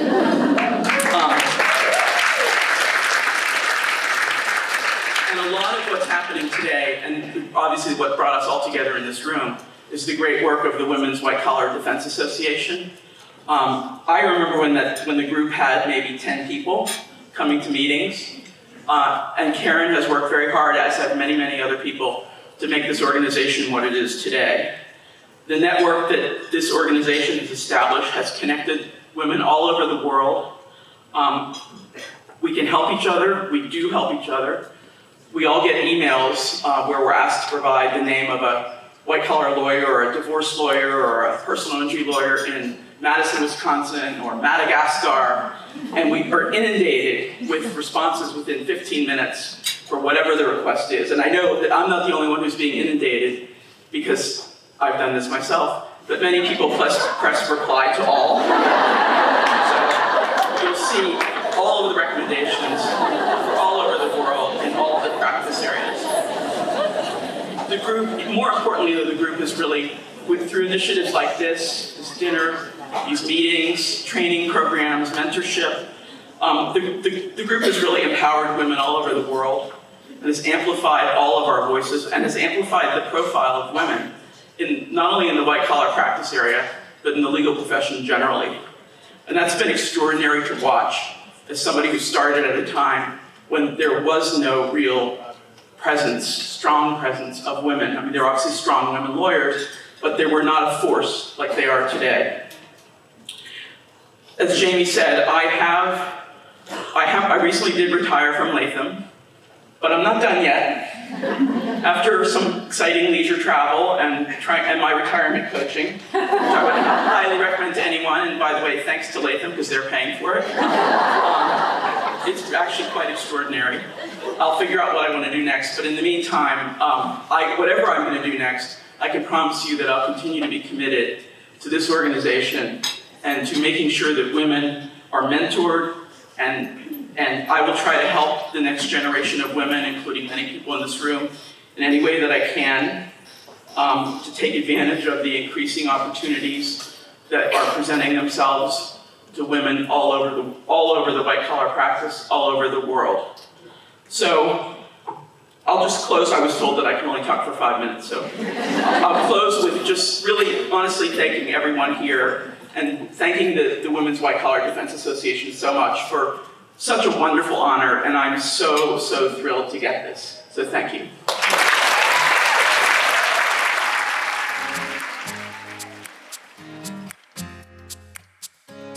I'm Jonelle O'Cleary, the Irish Chapter Leader, and I'm here with Catherine Derrick, the Chapter Secretary, and Deirdre O'Mahony, the Social Media Coordinator. The Irish Chapter joined in July 2018, and since then we've acquired many leading professionals from top Irish law firms as members. This year we've really enjoyed connecting more than ever with the global organisation and through the European Regional Leadership Forum. On behalf of the Irish Chapter, we would like to congratulate the award honorees on their fantastic achievements. I'm Katie Matsoukas. And I'm Julie Trida. And we're the officers of the Indianapolis chapter. And here, the home of the Indianapolis 500, it's a long-standing tradition to toast winners with milk. So we toast all the winners at the gala tonight and congratulate you. Cheers. Hi, this is Gaia, Francesca and Elisabetta from the EBA chapter. Thank you very much to all of the award winners for being such a source of inspiration. And enjoy the gala. Ciao dall'Italia. Welcome from the San Diego chapter of the WWCDA, where we have 30 strong women white-collar lawyers practicing in America's finest city. We offer our warmest congratulations to this year's award recipients. Hi from Philadelphia! Hello from the Seattle chapter. On behalf of the Seattle chapter members, we wanted to take this time to congratulate all of this year's award recipients. We applaud your amazing achievements. Hello everyone! Congratulations to the 2022 award winners. This message came from the Women's White Collar Defense Association Peru chapter. Congrats!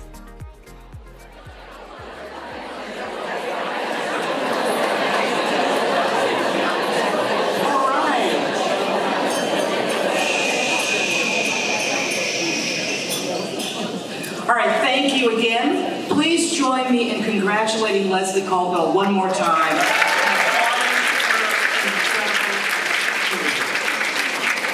I've had the privilege of being Leslie's friend for more than 30 years. Since our time together in the Eastern District, I've watched her master the most difficult cases. Enron was tough, but I think Happy Mason might have been tougher.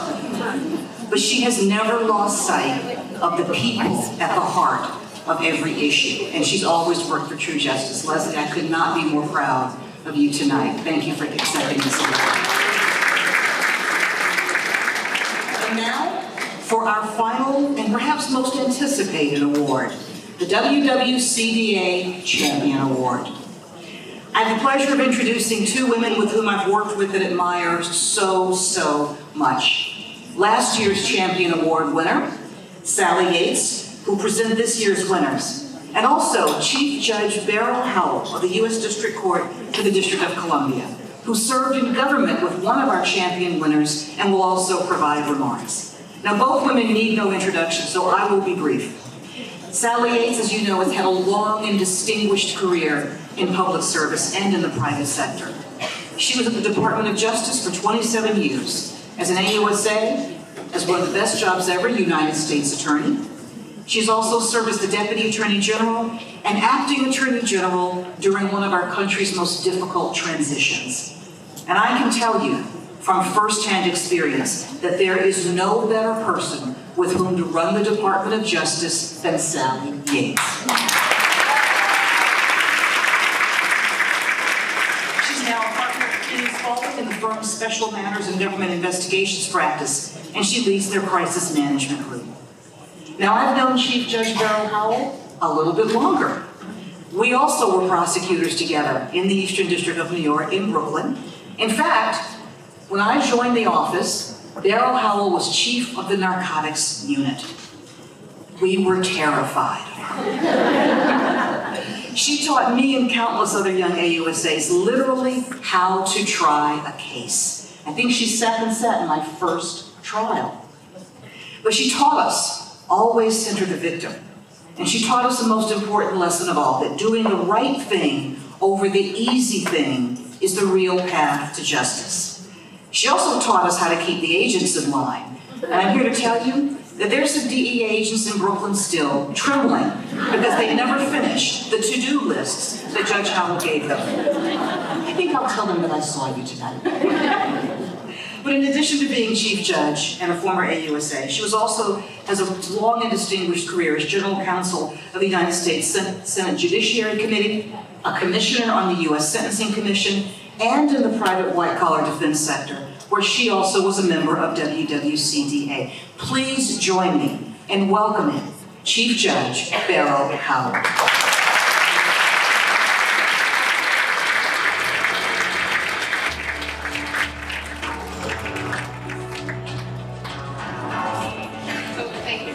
Loretta, for those really nice, kind words. Being here is sort of like being at an old homecoming event, seeing so many friends from past parts of my professional life, all gathered in one place, and so many new friends to meet, as I have met so many new people tonight.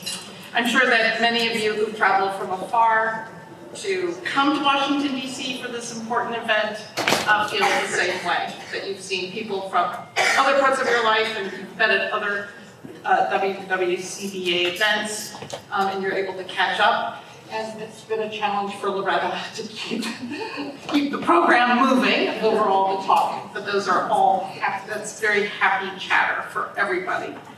So Loretta and I did used to sit along the same hallway in the U.S. Attorney's Office for the Eastern District of New York. And Karen Popp, Leslie Caldwell, Beth Wilkinson, Jody Abergen, Pat Leahy, who I saw here tonight, several others were just around the corner of the hallway. And we all forged long-term friendships as we helped each other learn how to be lawyers and trial lawyers, which is a particular challenge in the law. We've all come a very long way since then, just as the WWCDA has come a long way from its beginning, 20 some odd years ago, when we could all fit around a conference table over lunch, hosted in the DC law firm. And now the WWCDA draws so many members from around the globe that this was a sold-out event and we can fill a ballroom. It's amazing, really amazing, and a testament to not just Karen and Beth and everybody else who has grown with the WWCDA, but everybody else who's joined in to support its mission. This is a mission of helping women succeed and expanding diversity in the white-collar field on a much grander scale than the hallways of the U.S. Attorney's Office more years ago than many of us would want to count or recount here. Thank you, Loretta, for keep talking about 30 years ago. Origin stories about how we got here are not just for Marvel comic book characters. They're good reminders, actually, of what is important to our success and to keep us humbly focused on what we can do to pay forward on what we've learned from all of the wonderful women and colleagues, including men, who we've learned from as we've grown as lawyers professionally. So tonight is one of the important chapters in the WWCDA's history when we both recognize and honor those who have been trailblazers in the law. And I'm thrilled to congratulate this year's Champion Award winners, Associate Justice of the U.S. Supreme Court, Ketanji Brown Jackson, and Director Lisa Osofsky of the UK Serious Fraud Office. All of us are so lucky to have Justice Jackson on the Supreme Court. We became friends, Ketanji and I, working shoulder to shoulder together on the U.S. Sentencing Commission when we were both commissioners, and took very important steps back in 2011 to reduce the disparity in crack powder cocaine penalties and made penalty reductions retroactive for thousands of incarcerated people in the face of a lot of public controversy and over certain Justice Department objections. And after carefully weighing the facts and arguments, her ultimate guide, and I remember because I had to follow her when we gave our speeches at the commission when we voted on this controversial subject, she said at the time, it was what justice demands.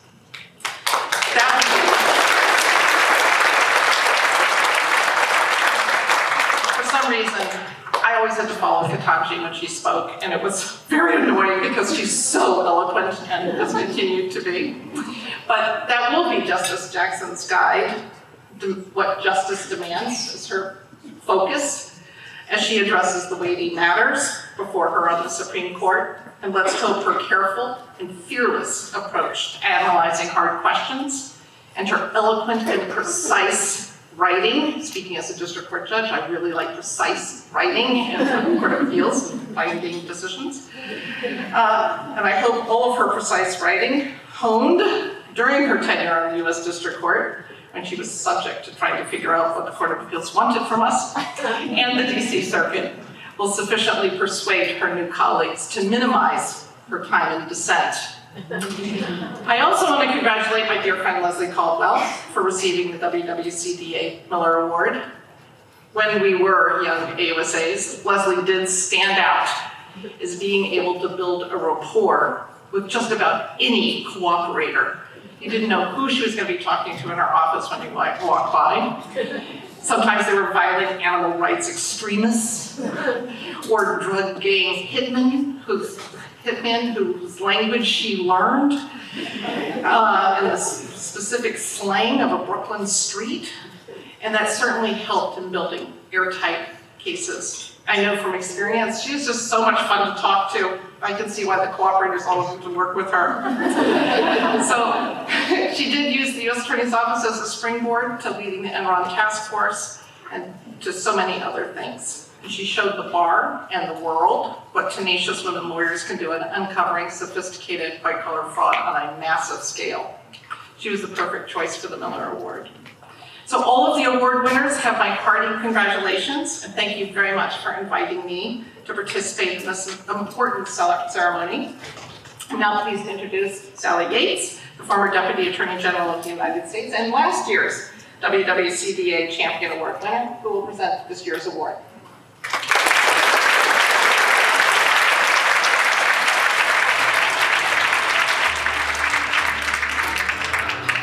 I have to walk on music. Thank you so much for being here tonight with us, Judge Howell. It is such a treat to have you here, and terrific to be here with my friends from King & Spalding, my former colleagues, former boss, Attorney General and emcee extraordinaire, and Leslie, there is no one more deserving of this award than you. So congratulations again. Karen, just a few minutes ago, she told me that there are 500 people here tonight. That is 500, mostly women, with a smattering of men, white-collar criminal defense lawyers, another 300 on a waiting list to get in here tonight. There must be a lot of white-collar crime out there. And the fact that I'm surprised by this is a little troubling, I guess, given the job that I used to have. I was so honored last year to receive the Champion Award, and it's really my privilege this year to be able to introduce the new Champion Award winners. This year, we have 2 Champion awardees from both sides of the Atlantic. As you know, Supreme Court Justice Ketanji Brown Jackson and Serious Fraud Office Director Lisa Osofsky.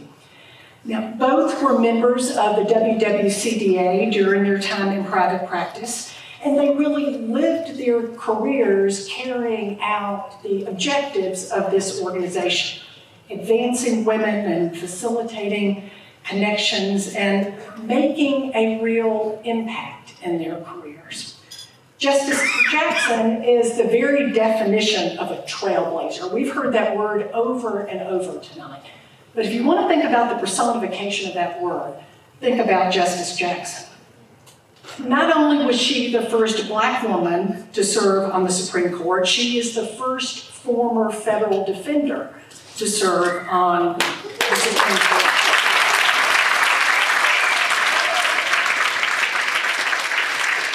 As you all know, she was a former D.C. Circuit and District Court judge. And Justice Jackson, I think, serves as an inspiration for both older, or shall we say, more experienced lawyers, as well as younger lawyers and girls all across this country, whether lawyers or not, or lawyer wannabes or not, in the definition of what is possible in our country. While it took 253 years, but who's counting, for a Black woman to be nominated to the court, I guess the 116th time was the charm, because of her, our Supreme Court, the highest court in our land, is now more reflective of all of the people of the United States.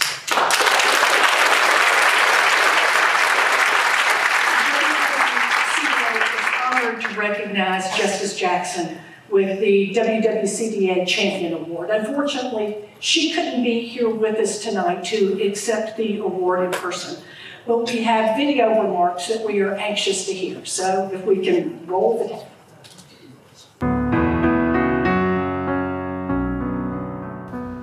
Good evening. I am truly delighted to be with you all this evening, albeit virtually.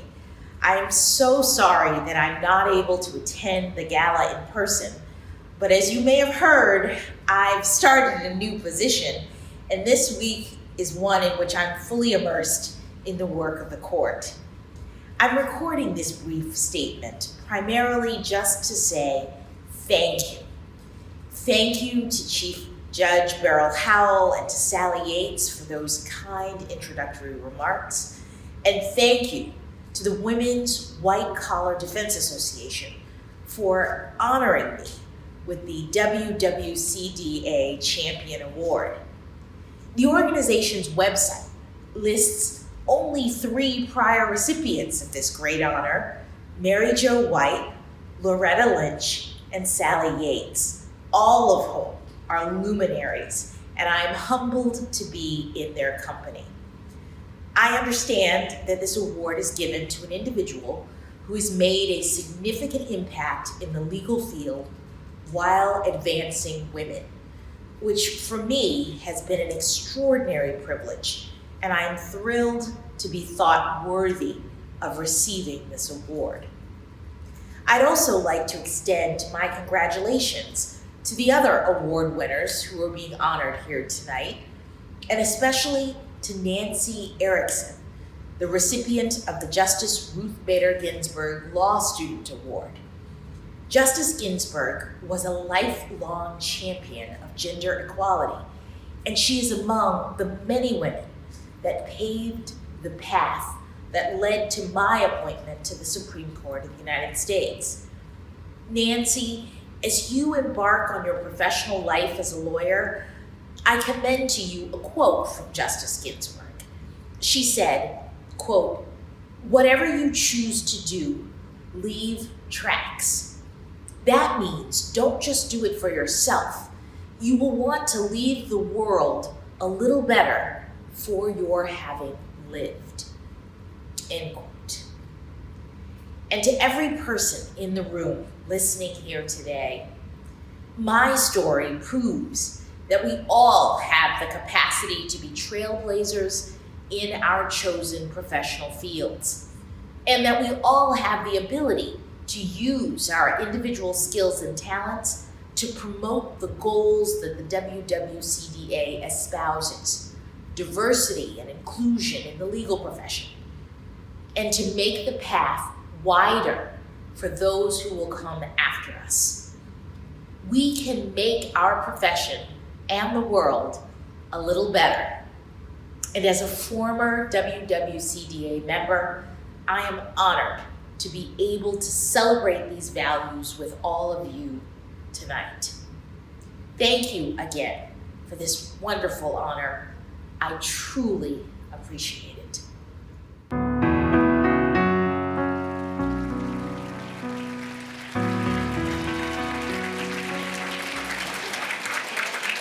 We have double the fun tonight because we have a second champion awardee, and this is Lisa Osofsky. Lisa is currently the director of the Serious Fraud Office in the UK. She is a dual US and UK national, and she really has a perspective on white-collar crime from just about every angle there is.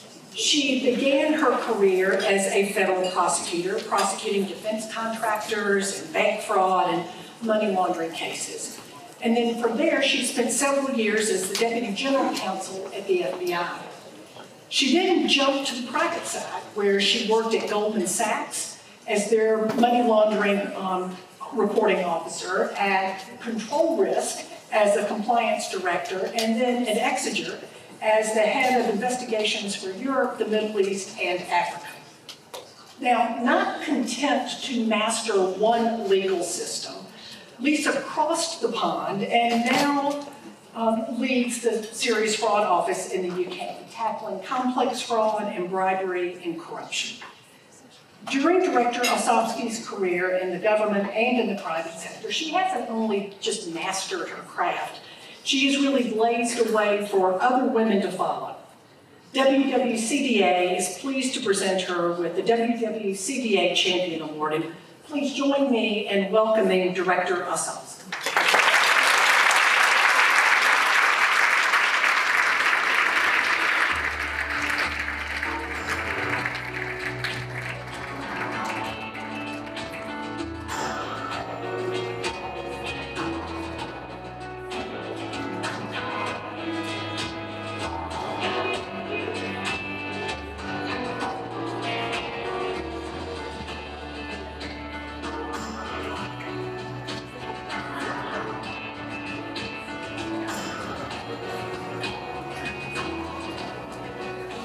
It is a real honor to be here tonight with so many accomplished women. I'm chuffed, as we say, to receive this award. I'd had a straightforward career, law school grad, judicial clerk, AUSA in Chicago, Deputy General Counsel at the FBI, before we moved long-term to London, England, which is how I found myself at the age of 40, the designated T-girl, reporting to my pupil master, but I'll talk about that in a minute. I'm now the director of the Serious Fraud Office, meaning I lead a team of about 600 people, and together we investigate and prosecute the top tier of economic crime, be that fraud, bribery, corruption, or money laundering, in England, Wales, and Northern Ireland. Scotland has its own distinct legal system. We also confiscate the assets of those we charge, meaning whatever they gain through their illegal activity, we recoup and try to give as much as we possibly can to the victims. But what we do is try to complete the difficult jigsaws. We follow money trails around the globe, usually over many, many years, to hold fraudsters and corrupt individuals and corporates to account for their crime. We've had a strong run this summer. We delivered convictions in 3 out of 3 trials we prosecuted. All of those we convicted committed large-scale fraud, totaling about $500 million. And in these cases alone, we delivered justice for over 10,500 victims. We also prosecuted the sub of the UK mining giant Glencore, successfully proving that they'd used bribery to gain preferential oil contracts. We also became the #1 agency of over 180 in our jurisdiction for securing assets through confiscation. Now, I realize 3 trials over the course of a summer may not sound like a lot to all of you who practice primarily in the US, but for the SFO, it was a record, and we have 2 more trials ongoing as we speak, and we expect to start another 3 in Q1 before, and finish them, hopefully, before April of next year. And because we go after only this top 1% of economic crimes, and our cases are long and sprawling, usually we'd have maybe 1 or 2 in a year. So by the end of this financial year, we'll have had 8, which is a real upswing for us. Going after the biggest and most complex cases has its upsides. You make a genuine difference to a large number of victims, and we drive significant corporate reform in a city that prides itself on its financial sector. But as you know, our cases don't improve with age, at least not the prosecution's case. And the fact that our cases evolve over years is a challenge. I touched briefly on our recent success in Glencore. As director of the SFO, I'm of course thrilled by that achievement alone, but for the purposes of why we're here tonight, this hits a whole new octave for me. Our top team on that prosecution was all female, and we landed the largest financial penalty the UK has ever seen after a corporate criminal conviction, and it included the largest confiscation number from a corporate as well. The tabloids loved it. I think it was referred to as retro and another guise, but the header for all of our papers was girl power, and we were proud of that. Why does that matter to me? Because when I joined the SFO, I inherited an all-male top team. Over my 4 years as director, we've evolved. Our organization's now run 70% by women, including all the members of our executive committee.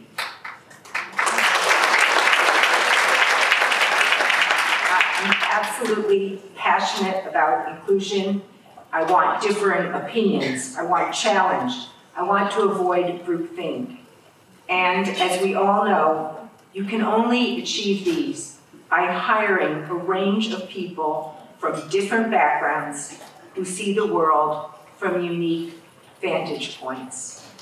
This was a spark, understanding the importance of diversity, that was set alight early on in my career, growing up in Hyde Park as the daughter of an academic and an activist who focused on what was called at the time African American history. My dad took me to push marches from the age of 7.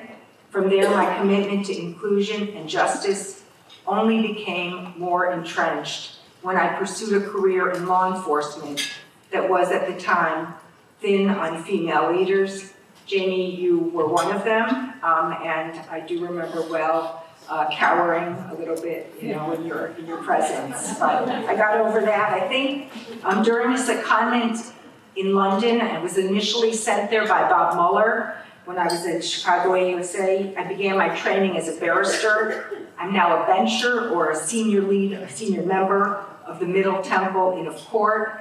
I was called to the bar on Thanksgiving Day 1997, and to give you a sort of a sense of the context at the time, female barristers had actually been allowed to wear trousers for about 2 years by the time I was called.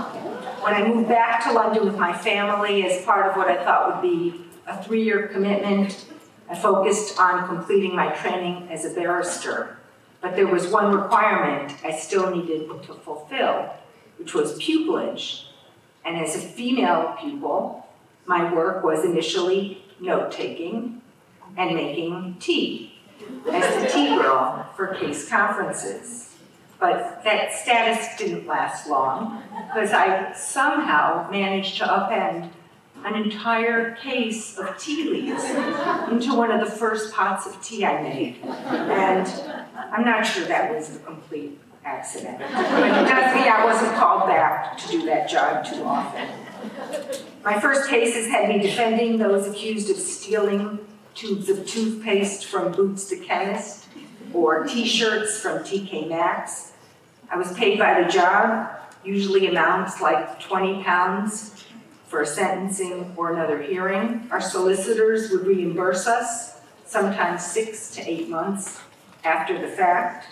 And what that meant in practice is I was receiving checks for the equivalent of $10 for many years after I completed the work. And of course, at the time, I was a foreigner, I wasn't from the system, I didn't feel like I could challenge what was actually kind of a crazy way of paying people for legal advocacy. But coming in from the outside, first as a woman in law enforcement, then an American in London, then the first British American to lead the SFO, has only strengthened my belief in the importance of diversity in all its forms.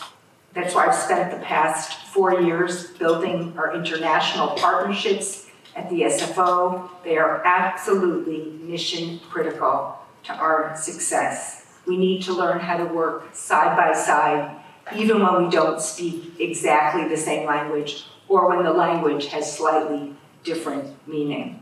So as I conclude, I want to make sure to really land home just how high the esteem in which I hold the Women's White Collar Defense Association. It's an organization whose objectives are 100% in sync with my own. It's only when we come together as committed and talented professionals and women that we can truly make the inroads in white-collar crime to which we all aspire. I'm thrilled to be part of this effort, and I thank you for the huge honor that you all have bestowed upon me tonight. So thank you very much.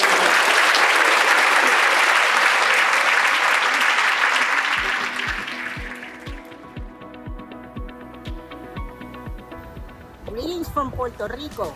This is Maria and Sonia with our Puerto Rico chapter.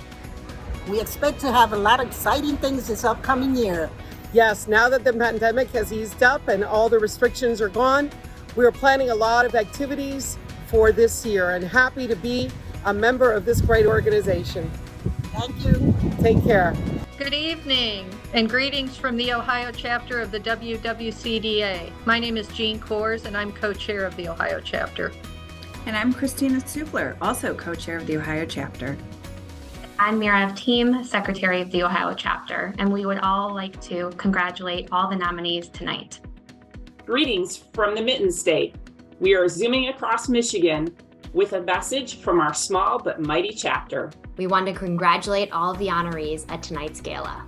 Have a great night. Hi, my name is Lauriane Vaillant. I'm co-lead for the WWCDA Quebec chapter. We launched our Quebec chapter last year, May 2021. Had 35 members so far registered with our Quebec chapter, which is a bilingual French-speaking and English-speaking community in Quebec City and Montreal. Happy to see you. Hi, greetings from Denver, Colorado. My name is Tammy Westerberg. I am one of the co-founders. Looking forward to meeting all of you in person. Greetings from Denver, Colorado. I'm Laura Menninger, the secretary of the Denver chapter. Greetings from snowy Denver. I'm Sunita Hazel.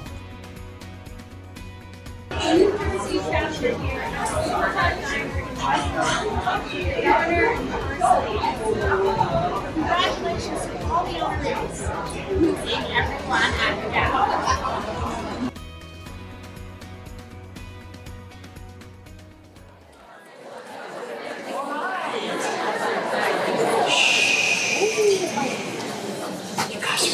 You guys are wonderful. Thank you all. So congratulations again, Justice Ketanji Brown Jackson in a class by herself, Director Lisa Osofsky, who's carried excellence to a foreign country. You both represent us so, so well. Let's please congratulate them.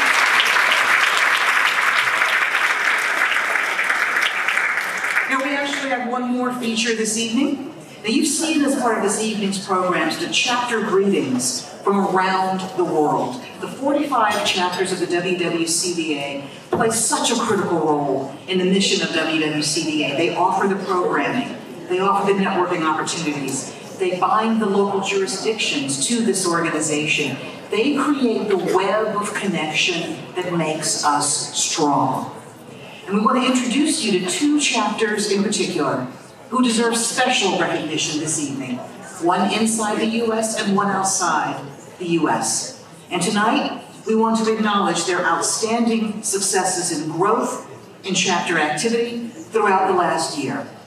Tonight, it gives me great pleasure to honor the chapters of WWCDA based in Chicago, Illinois,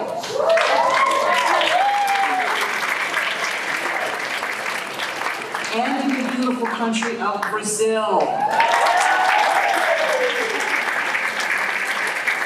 We have leaders from both of those chapters here tonight, as well as several members. Please stand and be recognized.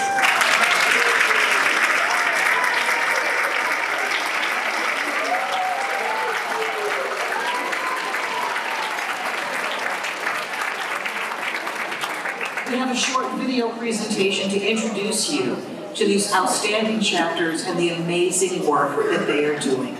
Please, please turn your attention to the screen. Thank you.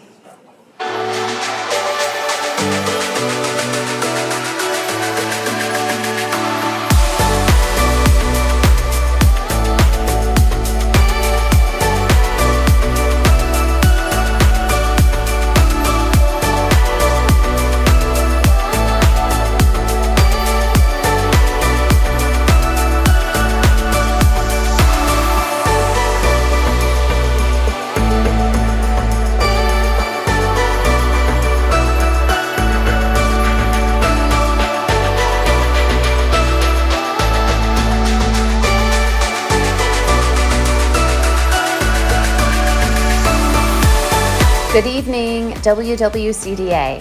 On behalf of the Chicago chapter, congratulations to all of the honorees. We were thrilled to accept the chapter award this year.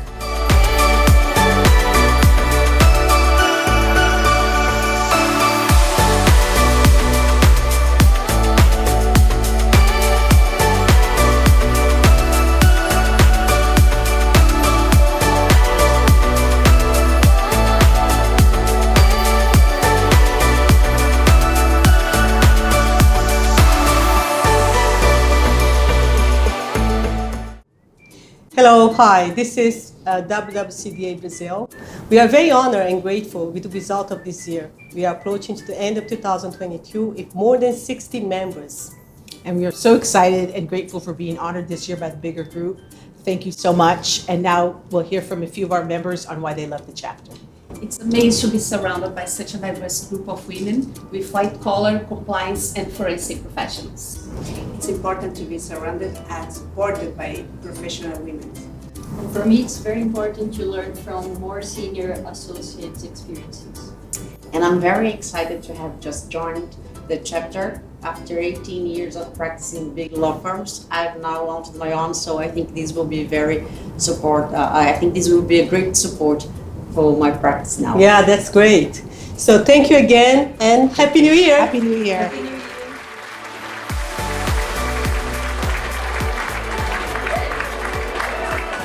What an amazing way to end an unforgettable night. We're now drawn to the end of our evening. And once again, let us congratulate all the chapters, all of our winners, and all of our trailblazers. Let's congratulate them all again.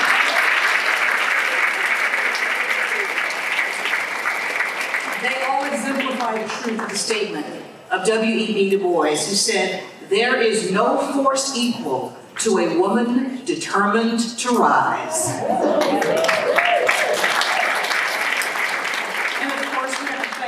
our speakers, the WWCDA team for making tonight a resounding success, and most importantly, thanks to all of you for coming out and joining us and building this community once again. It has been so good just to be together. It's been my honor to serve as your MC this evening. And as we head into this holiday season, my wish for you is that the warmth of the connections that we have rekindled here tonight extends throughout your lives, drawing you ever closer to those who truly, truly sustain you. And now, to truly close us out for the night, I want to invite Karen Pop, our global chair and co-founder, to the stage again for her final remarks. Thank you again, everyone.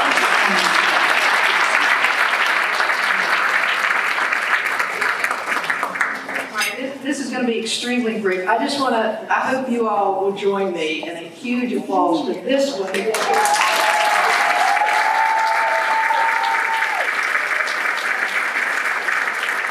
Yeah, just real quick. So there is just a picture during one of these breaks. Karen Seymour, Beryl Howe, and Loretta Lynch tried this unbelievable case. It was a joint Southern District, Eastern District thing.